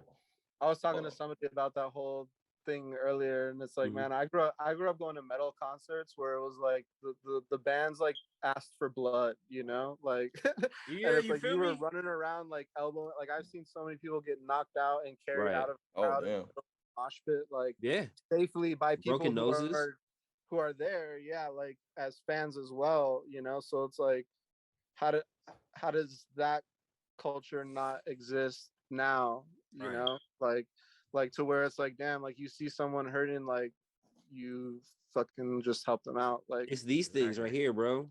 That's why it doesn't exist now, because you lose that human interaction when you're doing this. When you're at a show Yo, recording there are way it, too many people at shows recording it. yeah, on you're at their a show phones. recording it. You're not really live in the show, so that takes you out of it. So if somebody falls down, oh, that's content that I'm recording. I'm not in there actually as a person trying to help this person. So Yeah. it removes that human thing from people. And then also, you know, it's kind of a weird time to have a festival because we've been away from people for so long.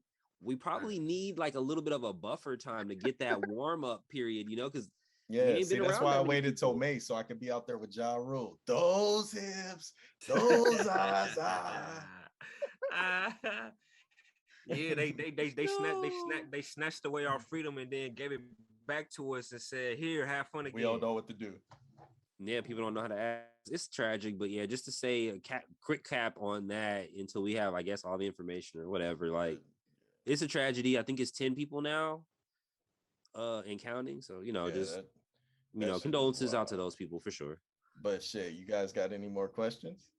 That's I mean, unfortunate, shit, man. we could talk music all day. I mean, Yeah, we could, because I got some questions. I want to talk like I got two songs specifically that I like a lot that I wanted to ask you about if you remember those sessions possibly, or just making the beats or whatever, because they were pretty dope. Yeah, whatever you guys want. I'm with it. So Whatever you're feeling. one I've been posting a lot today, I've been riding around to is a Chew, So London. Uh-huh. You remember that one?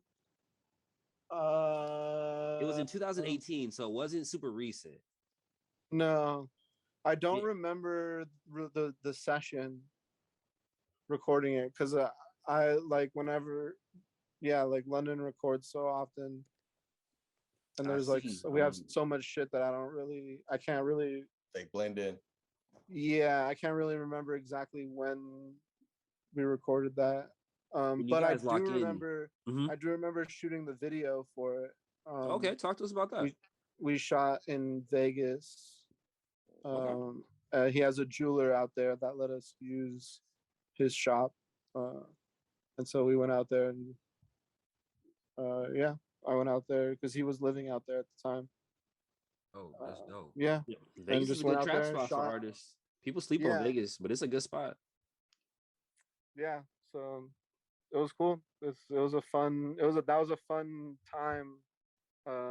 Like a fun string of like Yeah, chapter, I guess you could say, yeah. Mhm. of our work together. Like, I dig it. I dig Yeah, it. it was a couple years ago, 2018. So I mean, he's got like just on your Spotify, I'm just got it up right now. You got a few things in between there with him on it. So yeah, you guys got a lot of work on here. yeah, for sure. Well, that's how it should be. Like a lot of the artists that are the furthest along, that's how they are. Is just there's just so Mhm. much content. Like I said, that like you don't really know what to do with it all. Like Yeah, just we have 7 to 10 unreleased tracks as it is right now that are just sitting and like waiting. mm-hmm. We have a video that we shot in Miami that's just done and sitting and Oh, waiting. that's probably live. Okay. Yeah, so it's like Yeah. Y'all got shit. Y'all got shit. it's Yeah, just shit loaded that's just ready to be put out, you know. Yeah, I I mean, that's the dig best that. way though. So you don't have to scramble and make content. You already just have it ready to drop whenever you see fit. Exactly. Yep. Yeah, Yep. Exactly. That's the name of the smart game. way. Get it tooled up, have them in the chamber. Yeah. Yeah, no, 100%. It's funny because That's what I'd recommend for everybody, you know, like anybody, whether you're starting out or not, you know. It's just like the Yeah. more yeah. Keep the chamber loaded up with clips. Mhm. right, Exactly. right. No, it's like Yeah. the other song I liked. It was funny because I mentioned the guy earlier. I just got a random, but Packing 96 with Delmar or sorry Oh yeah, Demar Ellis. Demar. I Yeah. like the energy of that one because it's completely different from the other one. So I was like, yo, Did you call it Packing 96? yeah, It's Packing Pac, yeah. 96. Hawk, man. Like Oh, Tupac. my bad. I'm looking at it really small. Yeah, Pocket 96. Okay. Yeah, like So Tupac. do Yeah. you remember Figure this shit out, man. that one? I was looking at it super small. I wish I could show you how big the text is. Yeah. No, yeah, because that was in 2021, so it's a little bit more recent on Elektr0ninja, right? yeah, yeah. Damar, he wanted to do an album. So I don't specifically remember the exact session, but I remember the process of making the whole album in itself. Like Damar's awesome. Like he comes in like ready, and he gets through his shit really quick. And so it was just like, and he knew what he wanted, So it was like, it's always easy to work with someone like that. Like that's just like prepared and that comes in. Yeah. What they want ready to go. Yeah. Do you like those kind of sessions where you kind of just chill out and vibe out and play a lot of songs for artists, or you would prefer artists to come in and already kind of know, I have 1, 2, 3 beats that I like already, I want to work on these? What do you prefer? Or does it matter? It doesn't fully matter to me. I mean, for the artist's sake, because it's like hourly, it's like I encourage artists to come prepared. That way they can come in and get the most done with the amount of time that they have, so they're not spending more money than they need to, Right. Well, that's cool that you look out for them like that. Yeah, I mean, because like I could easily, like, of course I want people to stay longer, like that just means more money, but it's like yeah. So it's like usually I tell people, like, I mean, Tay comes here. It's like, I usually tell people like, yo, like, be ready, like have your shit rehearsed at least a little bit. Yeah, so you can make the most of your time. Yeah, just don't come in the studio with just nothing and just empty pad and pen. Like, yeah, I remember I remember telling you about that, Tay, like when we first met. Like, let's get that shit rehearsed. Let's get something going, so when we get into the studio and do it, we can like vibe out and like really get some shit done. Yeah. It's always better to have an idea at least like worked out before you go in. Yeah, but I mean, some people, I just say that I don't say that for myself, not like, because I could sit there and let people write all day, like you could spend hella money like that. Yeah, like, so it's like that's cool with me too. Right. But like, yeah, and then some people come in and freestyle shit. Like that's their thing, is like they'll do a couple takes and shit. Yeah, and it's like that's usually what London's been doing now. Like he used to, he went through that whole evolution of having to write beforehand and then writing in the studio session, and then it would eventually now it's just like he comes in and just go freestyle. Yeah, that's kind of the wave I'm noticing right now. The best shit come out when you freestyle, man. A lot of artists are saying that right now, that I hear a lot of artists say like punching in is more free flowing for them, I guess. All that sitting down writing, trying to think about the bar, it just diminishes the potential of what you could have said. It's true. A lot of times, yeah. Well, shit. Damn, I ain't even thinking I've heard Lil Wayne say that. He said like, if I'm already here thinking it and I have to go write it down, by the time I do all that, I'm already on another bar. So I've lost that one bar that I was thinking of. So I just rather be in the front of the microphone and have you figure it out. Shit, I ain't think about it like that. You just have a good engineer right there that can cut it up for you, and it's like done. Yeah. And I used to not understand it when I first started recording with people, and I was understanding like how punch-ins worked. I was like, I don't like the flow of it. I'd rather have you be prepared so I can just orchestrate this thing. But then as I started working with people, it's actually kind of a fun session, I feel like, because you're flowing, they're flowing, and you catch different shit, and you might have extra stuff that they didn't even want you to record, but you got it and it sounds good. Like, yeah, man, it's authentic, man. It's the most authentic way to work in the studio, bro. Like, so it's fun. Oh shit. Yeah, no, bullshit. Oh no. I got something on the computer here. Oh, I'm like, I didn't say bullshit.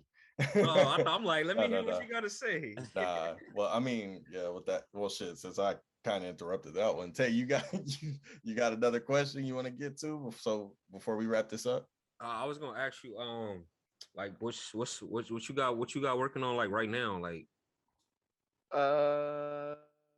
As far as like projects for myself, or That you can speak of, what can we, you know what I'm saying? Like what can we be looking out for from you? You know what I mean? I know you got your beat packs. Let's talk to him about your beat packs. I know you got your beat packs and stuff. I'm looking at them right now. I do want to make a sample pack. That's kind of been in the works. I recently mixed this guitar player. Like he's a singer songwriter, acoustic guitar player. Like wrote a dope ass album. And like we did everything, and so I was thinking of like getting an album together with him. You know, like he's interested in doing that because it's a little different than what I normally do. You know. I have a couple of videos coming up at the end of the month. Okay. Something to look out for. Yeah, just a bunch of singles and releases with London and It's Just Nay. I don't know. Do you know Nay, right? Tay? Yeah. Okay. I saw a couple of you have a couple songs already, I think, out, right? Yeah. I think I saw those already. Okay. Yeah. So just all that type of shit. Like more obviously I'm always running sessions and shit. You just stay consistent, beats, man. Beat packs, like everything. I dig it. Well, I mean, always gotta do something. Artwork. Yeah. You do artwork too? You do the artwork too. I forgot to mention. Bro is a graphic designer. His background, he did my background. He did the Loner Gang logo. Oh shit. Okay. I still need to pick up my goddamn hoodie. Yeah, man. I paid for that shit months ago. Oh, everything, bro. But that's just trust. That's my bro. So at the end of the day, I know my shit's a small world right there. Okay. Yeah. So that's even another. That's further back right there. So you made the logo. Hey, yo, that's what's up. I didn't even know that. Yeah, that's a dope connection. Actually, that's really ill. Actually. Yeah, man. Well, shit. So Elektro, is there like, if you could just tell any creative anything, like what would you just tell them as far as like words of encouragement and shit like that, you know? Because you know the road get rocky in this business, so you know what I'm saying. As an independent, because that's our focus on this whole joint, boosting independence. I mean, really, just stay as consistent as you can. And it's like work with what you have, I guess. Okay. That's big. I dig that. Yeah, because making something is more important than like making excuses about not like, oh, if I just had this camera, or if I just had 10 bitches video, if I had 10 bitches, and like there's always going to be something that's going to keep you from doing shit. So right. Facts. No, that's big work. That's big work, because a lot of people will be like, oh damn, I only had, like you said, X amount of things. Like you can still do it. You can make it work. I needed 20 hoes for this video. I only got 8. Yeah.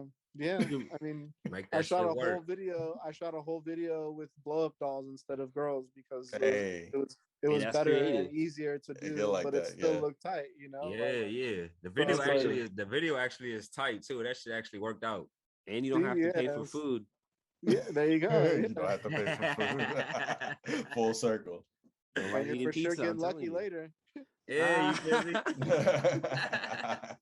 well, shit. Hopefully, man. it's her first time. Her first time. Well, shit, man. I want to thank you for coming through. Of course. Thank you for giving us a video time, man. If you want to stick around for the rest, we're about to get into our 4 songs from what, 09 to 13 to 12? To 12?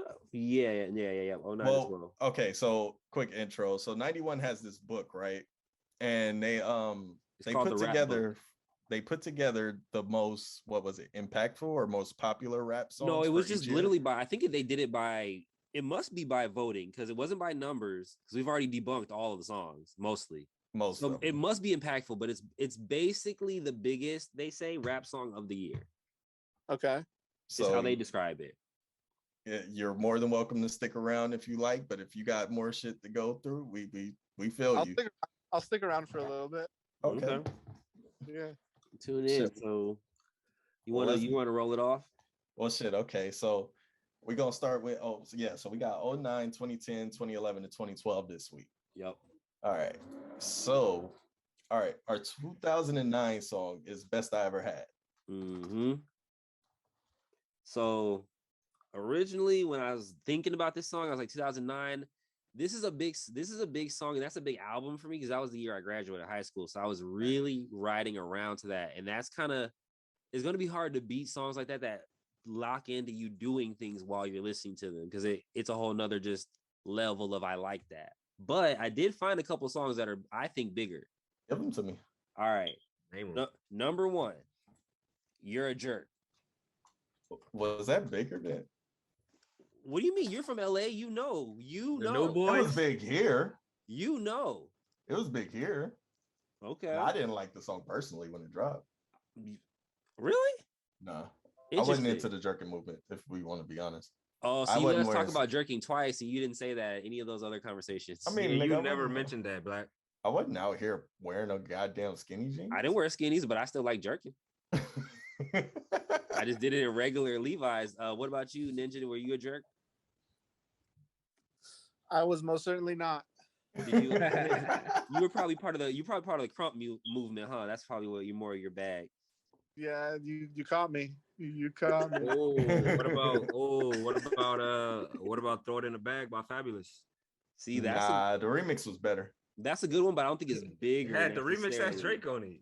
Exactly. Yeah, that's why it's bigger. Drake is ketchup. What do you mean? In 2009, Drake was that guy in 2009. So I mean, yeah. But that doesn't beat Drake's actual song, I don't think, because he's got even bigger songs on that album that beat Throw It in the Bag, I think. Not bigger songs, no. Oh, that beat bigger, Throw It in the Bag. Yeah. What about birthday? What about Birthday Sex? Is that rap? By Jeremiah? No, it's not rap. It's R&B. I'll let you honorable mention that though, because I've honorable mentioned Ray J before. Yeah, because like Jeremiah, that nigga's a goat to me, bro. No, he's up there. He's definitely up there for R&B. I like him. I'm a fan. That boy, right? It's crazy. Yeah, his beats are crazy too. Like that whole taking us through Europe situation was ridiculous. What? Crazy. Yeah. He started a whole bunch of stuff for my production. One other song I got really Jeremiah? is a hell yeah. Listen to it. Production. Okay.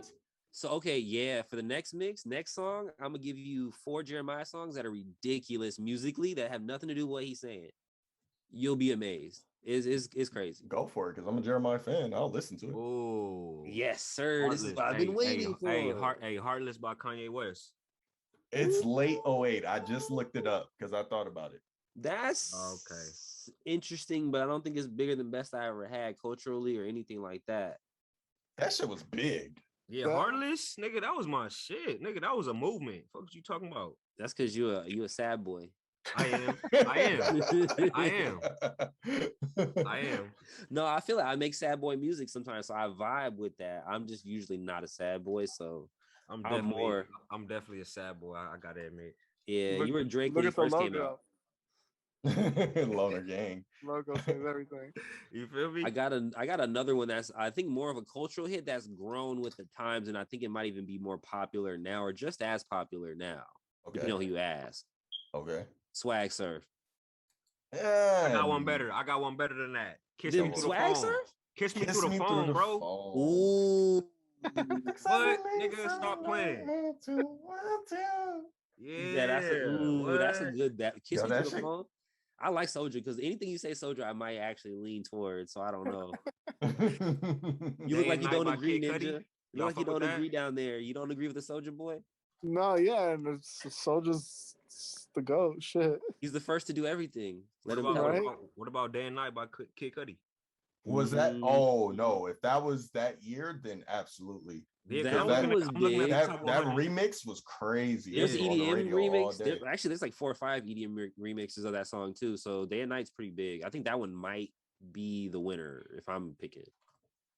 Yeah, I didn't even see that one on my list. Actually, that's a good one. Because you couldn't turn on the radio without that. Yeah. I remember giving so far going to my homeboy and being like, "Yo, this is that new Drake," and him being like, "Nigga, who?" I was like, that boy Drake. And he was like, "Who is Drake?" I was like, "The weird nigga in the wheelchair on the grass." On the grassy, and yeah, that's what you have to do. He's like, he doing something. I'm like, "Dog, you got to listen to this." And he like threw that shit in the back of his back seat. And like one day he popped it in and he texted me. He's like, "Yo, bro, I just listened to this Drake. Yeah, this shit is fire." I was like, nigga, I told you. It's funny though, because it's not that big of a transition. Because if you actually watch Degrassi, he was rapping on the show a little bit here and there. So I didn't watch it. That's where he introduced his exactly. So it wasn't that big of a jump, at least for me, because I heard it before. So when I actually heard him on a mixtape that my cousin played for me, I was like, oh. I didn't Okay. watch Degrassi at all. It's actually But not bad. I knew If about you're it because bored. Nick was playing Replacement Girls with Trey Songz, and I was a big Trey Songz fan. Okay. And So that's how you so- got on him. Yeah, and I was like, okay, just let's. I think let's it was hear like what we got. I don't know what it was called, the winter season or cold season, something like that. And it's like him in the fall. He's like in The the fall comeback? background or something like that. That was the first one I got on the Drake. Turn my swag on. Out the bed. That's We're a just big gonna one. give Drake. We're just gonna give Draco all his credit. Nick, where were you at 2009? Do you Draco. remember what you were doing around that time, 2009? Talking to me? Yeah. Do you remember what you were doing around 2009? 2009. Let's see. I graduated in 07. Okay. I was probably in college. I think that was around when I first picked up making beats. Okay. So you were swag surfing for sure. You weren't Yeah. you weren't playing best I ever had. Oh, I was still on. I think we were all still on Best I Ever Had. Where you at, Tay? Where you at, Tay? Said best I ever had. No, swag surfing. I like Lil Wayne version better. Oh damn, he went with the remix. He said, "Fuck you." Well, shit, all right. But that's 2009. So we kind of say what it was. Kiss Me Through the Phone. Nah, not bigger. Not bigger than. Well, I looked up Cuddy. Cuddy was 08, so that Day and won't night. count. Oh, okay. So it was like at the end of the day. Okay, so we can't No, necessarily. it was early 08. Oh, so the remix would only be probably applicable. So we'll count that one out then. Yeah, no, I'm still going Best I Ever Had. I can't really argue. I mean, Drake has he could get hits. He has a lot of hits, so I can't really argue. Yeah, he could get that. He gonna be on a couple. He gonna be throughout the rest of this conversation too. I have him in a whole bunch of other stuff. Yeah, because you remember from like 09 to like 012, he had a whole run, bro. He have a whole run from 09 to now. No, I'm saying, but I'm just talking about from the years that we're talking about. Nigga ain't stop. What you talking about? I'm just talking about the years. Yeah, no, I feel you though. He came out hot. He came out of the gate really hot. He did. He laid out a really good foundation for people to like go back and like Nick said earlier, have a catalog and all this stuff because he had a catalog and then you got into him and you were invested and then you listened to his new stuff and now he got he has like what 7 albums, 6 albums, not counting mixtapes. It's like a lot of work. Okay, so that's that. All right, well, fuck it. Best I Ever Had got 2009. Let's move over to 2010. We got Monster by Kanye West. I'm gonna take off, you guys. All right, go for it, show, bro. Man, hey, we appreciate you, man. Guys. Hey, thank you. Put your info in the description so people can look up your studio and everything. For sure. Thank you guys. Appreciate it. We'll stay in touch. You already know. Thank you. Later, guys. Bro. Later.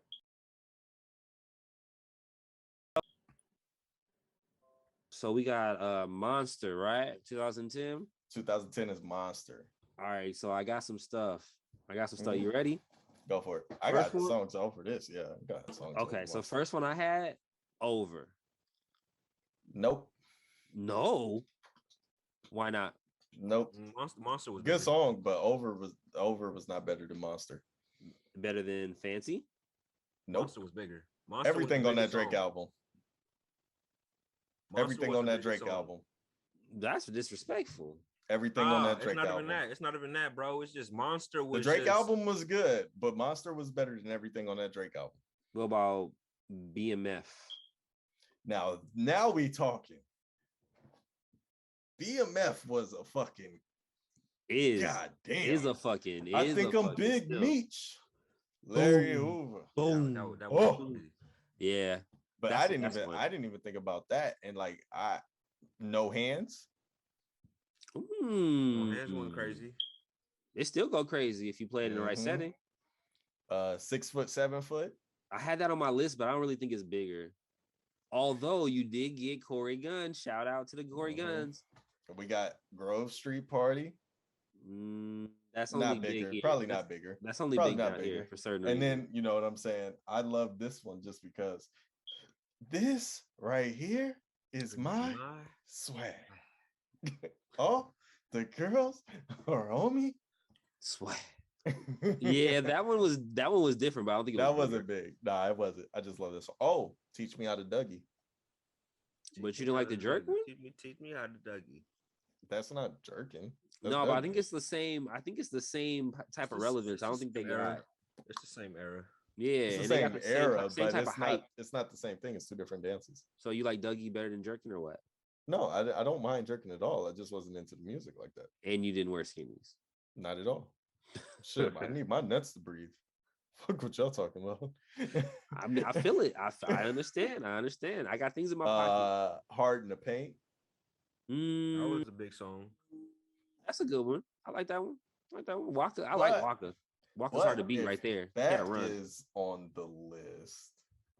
That was a big ass song, bro. But Monster was kind of big because Nicki had her huge jump off from Monster. Like that was kind of where people were solidified. Nicki was like, already on her. That was they were on her, but that solidified. That was off her. of the Wayne mixtape.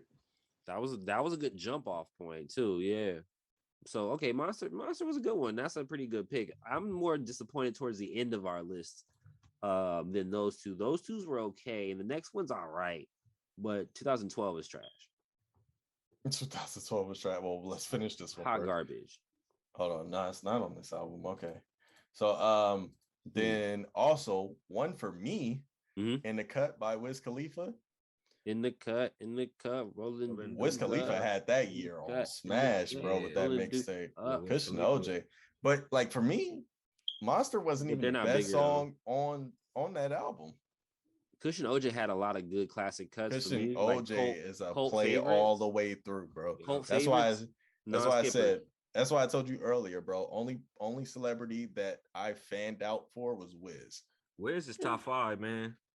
Top 5 what? Nigga, rappers, nigga. You can't say top 5 because you never gave me your top 5 list. I'm done with you. Nah, if y'all really want, I really give y'all my top. I really do got my top 5, you bro. Bullshit. We'll get it next week. If you really gonna give it to me, I'm gonna record it. I'm gonna record it for the. I give you some time. I give you some time. We're gonna get you. We're gonna get your top 5. I really do got a top 5. I just don't be doing that top 5 shit though. Like, hey, are you ready? Because the phone is ready. If you're ready, what?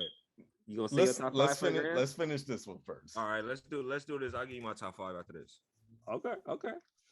All right. So yeah, none of that Drake shit was better. And like I said, Monster wasn't even the best song on My Beautiful Dark Twisted Fantasy to me. No, but it might have been the biggest though. Runaway? Yeah, I think it might have been bigger than that. Yeah, nah, I think because of the verses culturally, it made more sense for rap because you had Jay-Z and you had Nicki Spaz on it. But in terms of like everywhere, Runaway was in movies, dog. It was. I mean, I'm listening to it in my head right now. It's definitely got some crazy ones. Yeah, Runaway was different, fool. Mm-hmm. It was different. Best I ever had was off of. It's already. If you've heard this or something like that, right? What? It's off of. If you heard this already too late or so far gone. Okay, let me see because there's a couple. So there's a couple on there. It was a mixtape first, and then it got re-released, right? Yes. So let me see. Okay, so one for me that I think people are gonna overlook, but it has a lot of significance to me because I'm a DJ Screw fan. November 18th. Oh, yeah, but that wouldn't have been last year if Best I Ever Had was already out. It's on the same album. Yes, but if that was last year, we on the new year. Oh well, then hold on. What's that one on? Then hold on. That would be 2009 or earlier. Yeah. We on 2010. Oh, it's on February 18th. Okay. So it's February now. So after that, no. So what was this 2010 album then? The one you keep talking about with Miss Me. Thank Me Later. Yeah. There we go. Thank Me Later. Because there's one on here that nothing on Thank Me Later is better than any of these two songs. You get hurry up and say it so I know every song on that album. Nothing okay, I love that song. There's two of them. There's two of them that I can think of. Okay, so 3 actually. Show Me a Good Time. Nope. Shut It Down. Nope. That's the Instagram model favorite. Shut up. Y'all crazy. Nope. Like I said, I know that album word for word. Exactly, track bro. 1 all the way to the last song. No song is better on that album than Runaway or Monster. Better or bigger? Because that was our Both. argument. Both. Because I'm not arguing what I like better. I'm just talking about Both. numbers. Both. And then Yeah, also, I'm not. Yeah, I don't know about. I'm not gonna go with the better part, but we could go bigger. yeah, bigger is what I'm Bigger arguing. Only. both. Better is I don't Bigger like. both. I don't like Runaway better than Thank Me Later. I'm not gonna play it more Like, than yeah, I'm going Thank Me Later before I go Runaway for sure. Right. No. Yeah, no. My Beautiful right. Dark Twisted Fantasy was a But masterpiece. that Oh, yeah. album though, Oh, yeah. that No album, argument. I'm gonna go that album before I go Thank Me Later. But that song over Thank Me Later, nah. Not over the whole. Okay, so okay. I'm not saying like you got to play one versus the whole album. I'm saying what track I on agree. there is better than Runaway. The Resistance.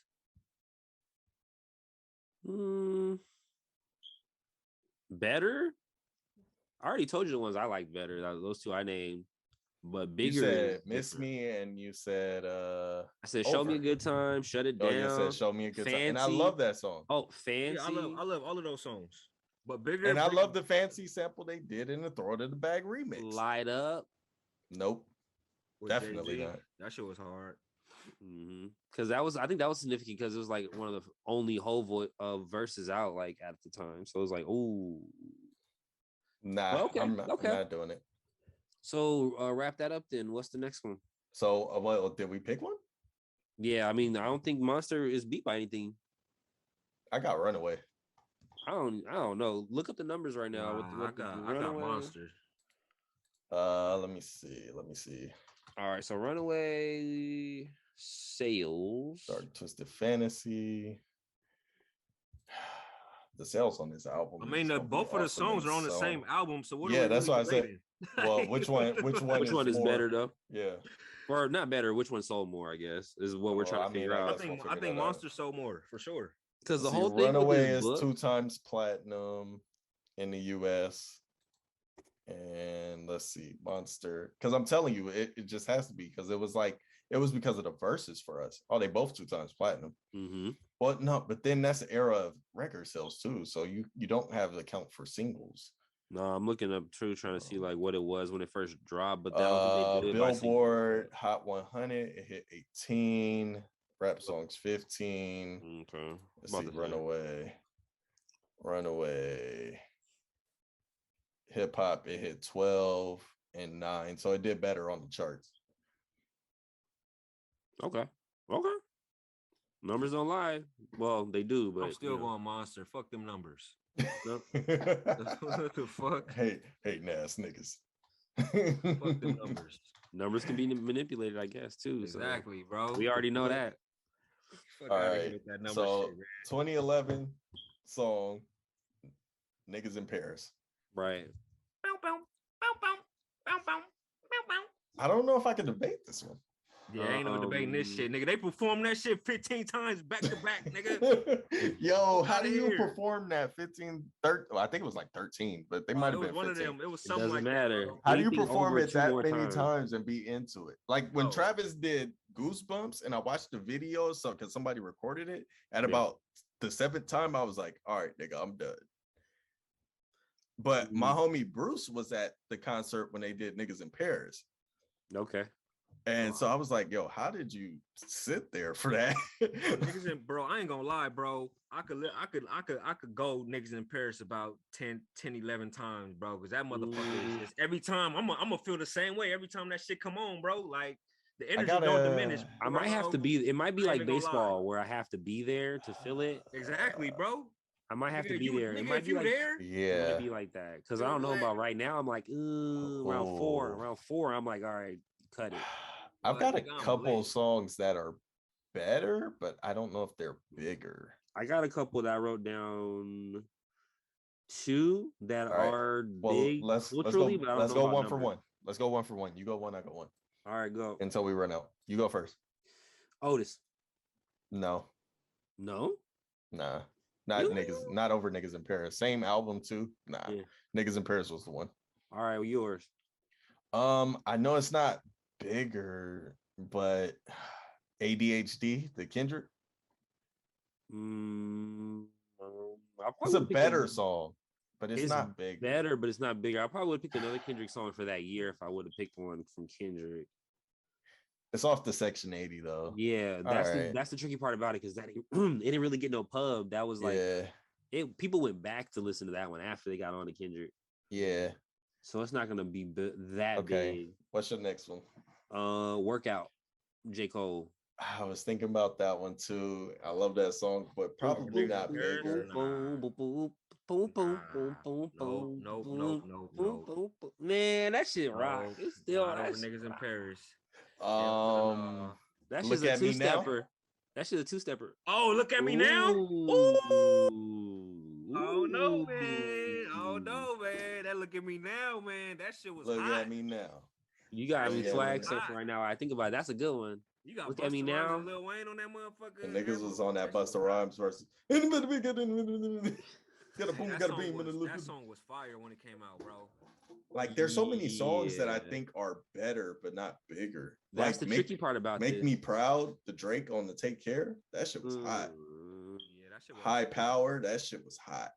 That's what I would have picked for Kendrick over the other one. Pesos, that was hot. ASAP Rocky. Oh yeah, no Pace. That's okay. So I couldn't pick an ASAP Rocky song because he had that whole drop that he had that I thought was better but not bigger than not this. Bigger I couldn't put him on. Yeah, but better for me because I'm an ASAP head. So the motto, Drake and Wayne. That's on my list. That was actually one I was gonna say after this one. So it was a brief moment for that song. This one for me, because I love this song without a doubt. You can go one more and then I'll go this because this is one of my favorite songs. I don't have another one. This is probably I lied. I got one more. Okay, go ahead. Lotus Flower Bomb. Nope. You a hater.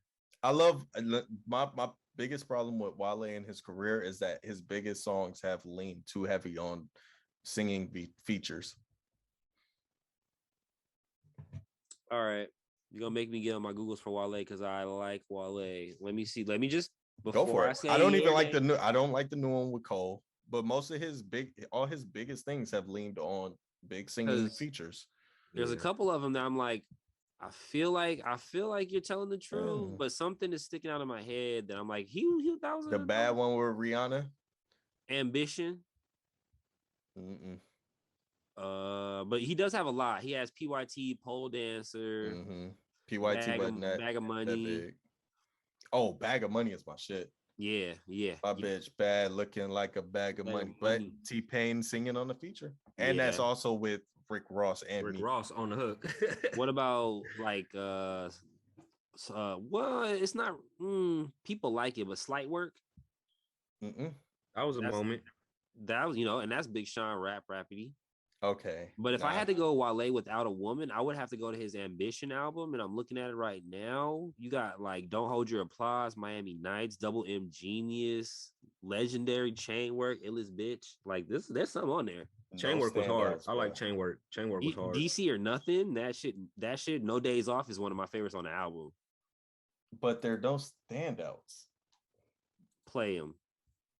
No, they don't stand out in this way.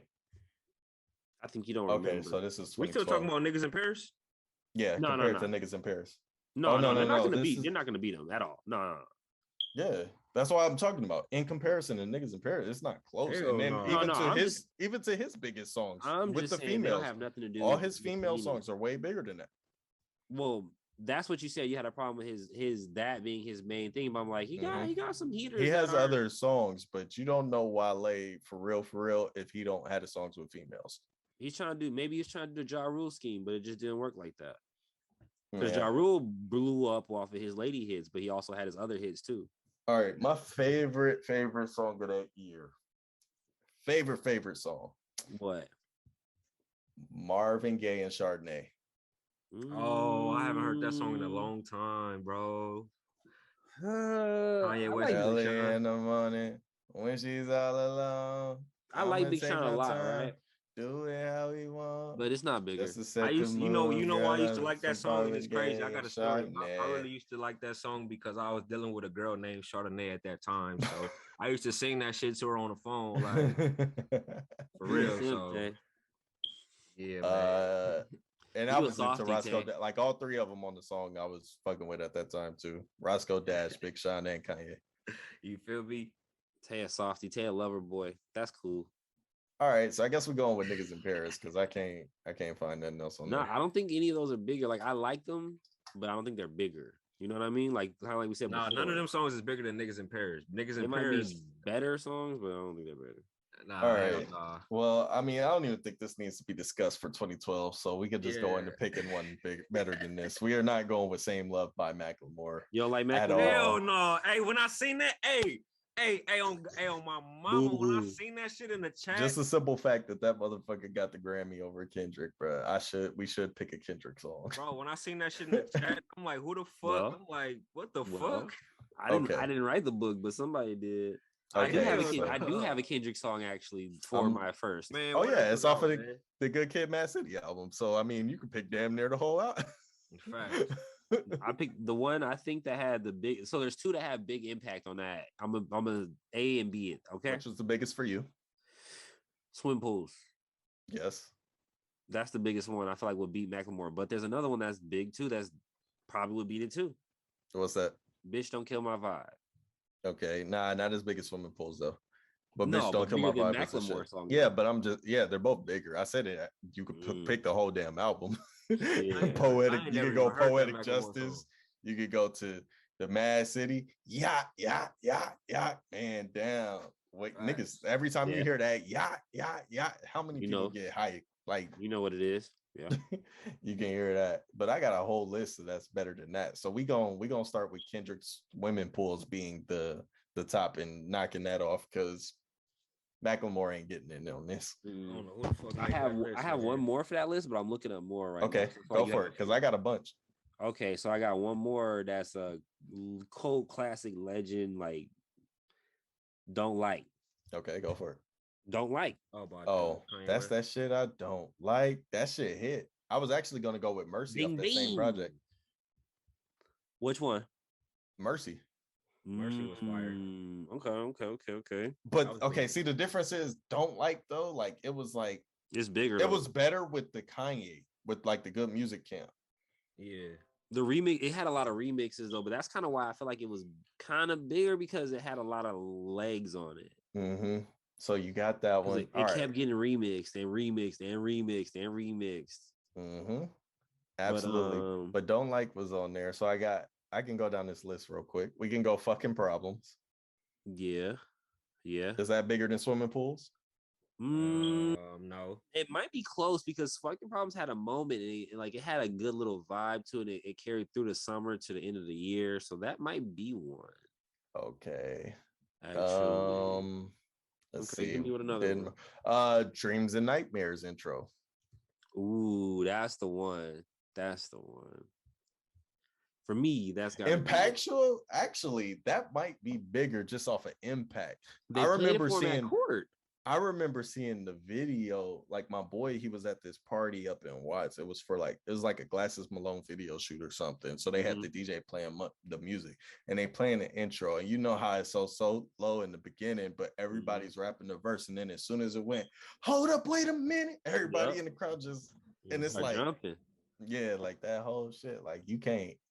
Dreams a Nightmare. That when I first heard that shit, like, and I remember when I heard it because I was looking online. I ain't even listened to the album yet. Like I was just like, and then like I'm seeing like Hot New Hip Hop post the intro. I'm seeing people comment like, yo, that shit went hard. And so I was like, all right, let me play it. And so I started playing it, and I was like, these niggas said this shit went hard. Like this shit kind of soft.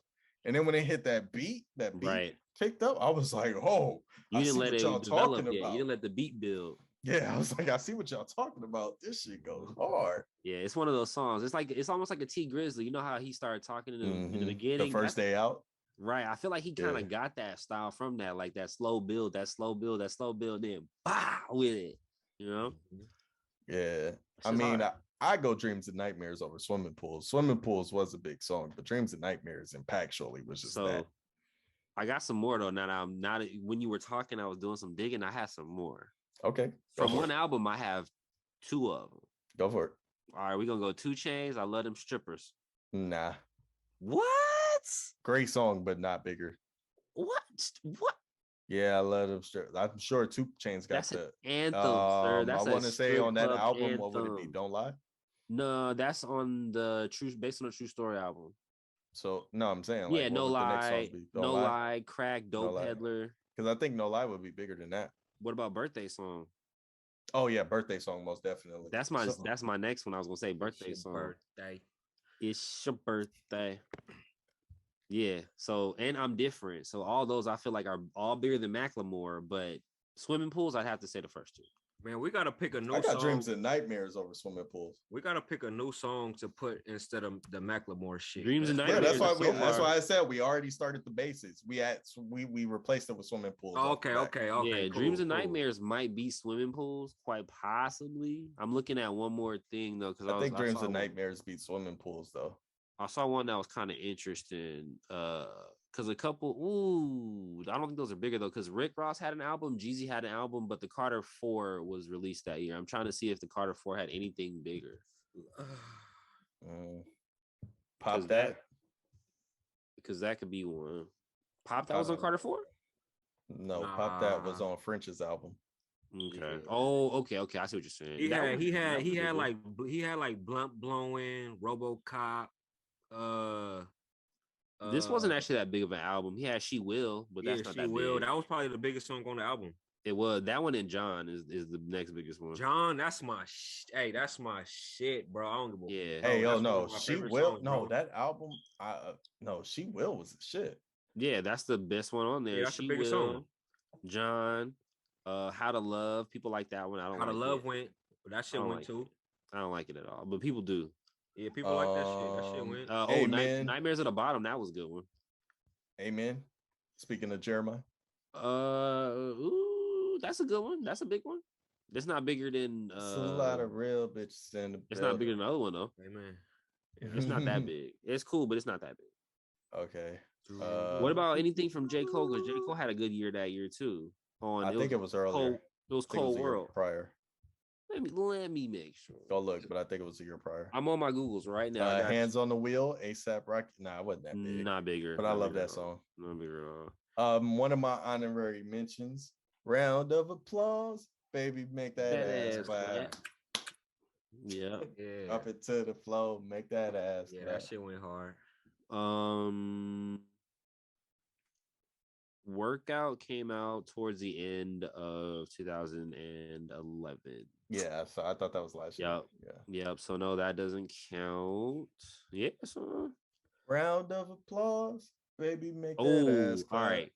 All right. Drop it to the flow, make that ass. Two more people I want to bring up before we get on off of this one. I don't like this dude next, but he does have a lot of hits. So it would be foolish of me not to bring him up in this conversation. Just for devil's advocate.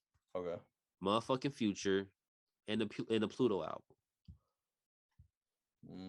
I know Future probably has something on there. I'm looking them up right now because I'm not enough of a Future head to know. I just don't know what's on Pluto. Is that like his first album? He probably got racks on there. That's actually my favorite album from Future. Is his first couple. Purple Sprite, I think a Dirty Sprite was like. So that's Same Damn Time, right? Turn on the Lights. I love that. I hate that song, but I hate that song. I hate that song personally because someone keeps playing it all the time, and I'm like, stop playing this song. At the same damn time. At the same damn time. At the Same Damn Time is good. Nah, not bigger though. Same Damn Time is probably the biggest song on there. Yeah, but okay. And then the next one was Nicki Minaj with Pink Friday. She had some heaters. She had Moment for Life. Yeah, right. Life with Drake. Yeah. What else she had off there? That was definitely bigger. Here I got you, Tay. She had Roman's Revenge. Not bigger. That was. I mean, it was like a white thing. Mm-hmm. Moment for Life, bigger. Your Love. Bedrock was on there. Hell no, that was the Young Money album. Young Money. Oh, for some reason it's on this speaking list. of Young Money, was that this year?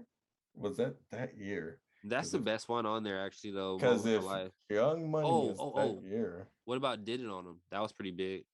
Nah. Super Bass for the streets. More for the streets. Super Bass, yes. Super Bass was kind of big, but I don't think it's bigger though. Super Bass was big. I don't think it's bigger, but it was up there. Yeah, boom, boom, boom, boom, boom, boom, but you got that super bass. Yeah, I don't like the song, but yeah, it was definitely bigger. Like I couldn't go nowhere without turning that song, I should say. Yeah, I think it was on like a kids movie too. So once you're on a kids movie, that kind of blows you out of the stratosphere for sure. Yeah, so it's probably super bass, but yeah, I definitely wasn't fucking with that one. Damn, Got that super bass. Taste fucking with it. We're doing 2012, right? Yeah, no, that was too late. Okay. That shit got Tay in a trance right now. Tay over here dancing the super bass in his mind right now. Got that super bass. Nah, I used to like that video. That's why I used to really.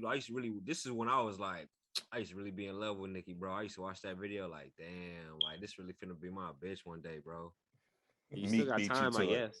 Meek beat you to it. Yeah. His desire for her was way stronger than mine, man. He was putting it in the songs first before you. What you got to do is you got to rap faster now. Because apparently she likes fast rapping dudes, obviously. All right, nigga. Now she with her Petty nigga. She got her last name set, so she's Onika Petty. She got it. I'm looking up one more guy. I don't think he has a bigger hit, but I like him because he's good for like a sneaky hit here and there. And it's Tyga. Oh yeah, he's good for a good sneaky hit. Not bigger than Super Bass. I'm officially going Super Bass. No, just because this album wasn't that big. If it was the album I was thinking of, it might have killed it. But this one is Careless World Rising King. Nope. So the only ones he have on here are Faded, Rack City might have it. Rack City went crazy. There's some good songs on there, actually. Right, Rack City might have it, but I think it's either Faded or Rack City or probably his top two. What do you guys think? Them the two biggest for sure. Them the two biggest, but he got better songs on there. Oh, definitely. If it's the album I'm thinking of. It's Careless World, Rise of the Last King is him in a gold background, him sitting in a like Hasalah I'm looking at it. Type outfit. No, wrong album. Make It Nasty was good. Ooh, yeah. I forgot about that one. But Rack City, I still think is the biggest one. Though. But again, damn, he had a Cole feature on this album. Tyga, I'm telling you, people sleep on Tyga. And a Wale and Nas feature on this album. The fuck? Yo, we might have to do a whole episode on Tyga appreciation now that we've done. I'm not doing no Tyga appreciation. He needs some appreciation, bro. Well, you gonna appreciate him? I'ma shit on him because I'm not doing Tyga. You know what? That'll be funny. Let's do it. Shit, we'll do that. Granted, it's not really like super shitting, but I'm not doing like. Oh no, he's a goober. He's got the Bow Wow thing about him where he has a lot of hits to talk about, but he also does goofy shit too. So it's. Yeah, so yeah. But no, we can talk about it. We talk about that later. The best shit from Tyga to me, bro, is the Black Thoughts 2, man. Yeah, pre him discovering club anthems. You think so?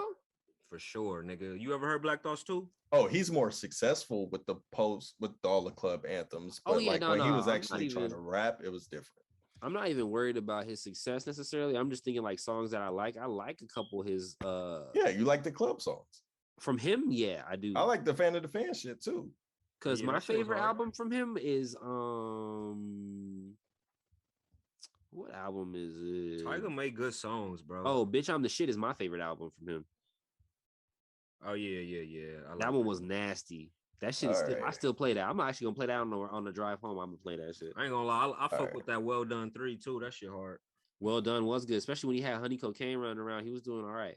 Honey Cocaine, and her ass disappeared. She got shot or something. Yeah. My one of my boys was actually that he was doing a lot of work, and he did some film work for her about that time, like right before she got shot. Well, anyway, she's still alive though. She's still alive.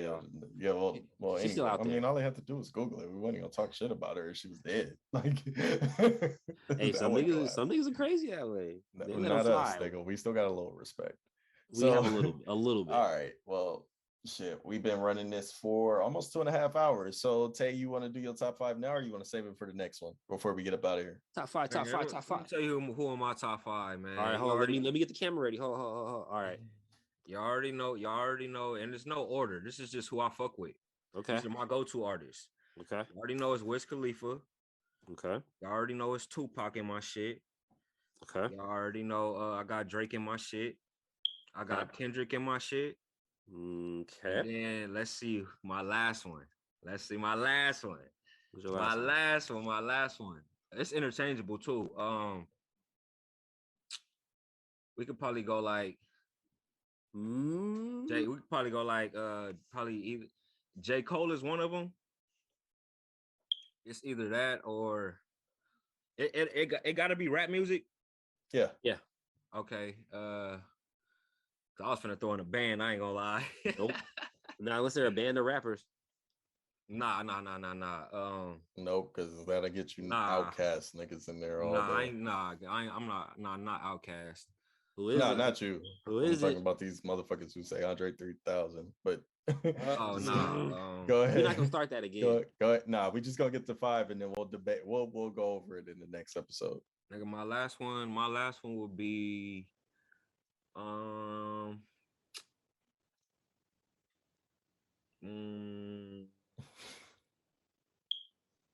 He got to 4 this time, y'all. Last time it was 2. I'm gonna just go Snoop, just because I just fuck with Snoop. All right. So we gonna write those down and then we gonna come back and revisit. I actually haven't recorded. Okay, so we gonna come back and revisit that next week. But man, all right. So hey, great show. Shout out my boy Tay, who is still on camera. Yes, sir. 91 who dipped the fuck out to do something. No, I'm here. All right. Shit, shout out to y'all, and we gonna exit Peace out on this y'all. Ninja. The fuck, Elektr0ninja. Yeah, man. Shout out to Elektr0ninja for coming through, man. Pulling up to the set, man, and coming to chop it up and chill with us for a little bit. Yeah, absolutely. And we gonna exit off on this spin bin real quick. Let's play it. Hey.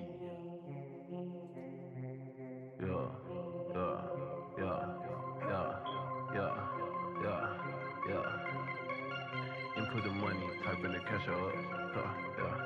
You want a feature, I told him cash up. Input the money, type in the cash up. He want a feature, I told him cash up. Shikari bag, speeding the higher. She want a Birkin, I told her swipe up. ENG feet, I'm lighting the night up. Givenchy coat, I'm feeling like Young Dolph. Like she the queen, she wanna night us. On tracks on gold, I'm speaking at Midas. Yeah, I'm in the hater, he wanna fight us. I up the Ruger, I make him bite us. I'm selling clay, the police my cash up. Muhammad Ali, I'm knocking his face off. Put on a dress, I'm knocking the dust off. You is a narc, you might as well fuck off. Full with these bowls, I'm knocking the touchdown. I'm rolling the runs, I'm knocking these blunts out. I tracked through gymnastics, my bitch is plastic. Yeah. My bitch is too aggy and she get ratchet. Yeah. Is you finna spin? I'm finna spin. You gon' spin? You gon' spin. They gon' spin? We gon' spin. Spin them again. Like that.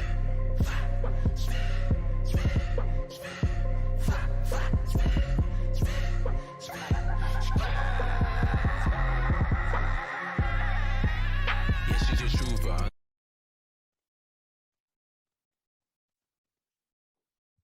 That was it? You're muted, cuz. I was into it. You're muted. I know. But we doing our exit, man. Shout out to Elektr0ninja for stopping through today. Shout out to my co-host 91. Shout out to my co-host Teyman. 91. You know what I'm saying? That's episode 3 in the books. Yes, sir, man. We out of here. All right. Peace. Yes,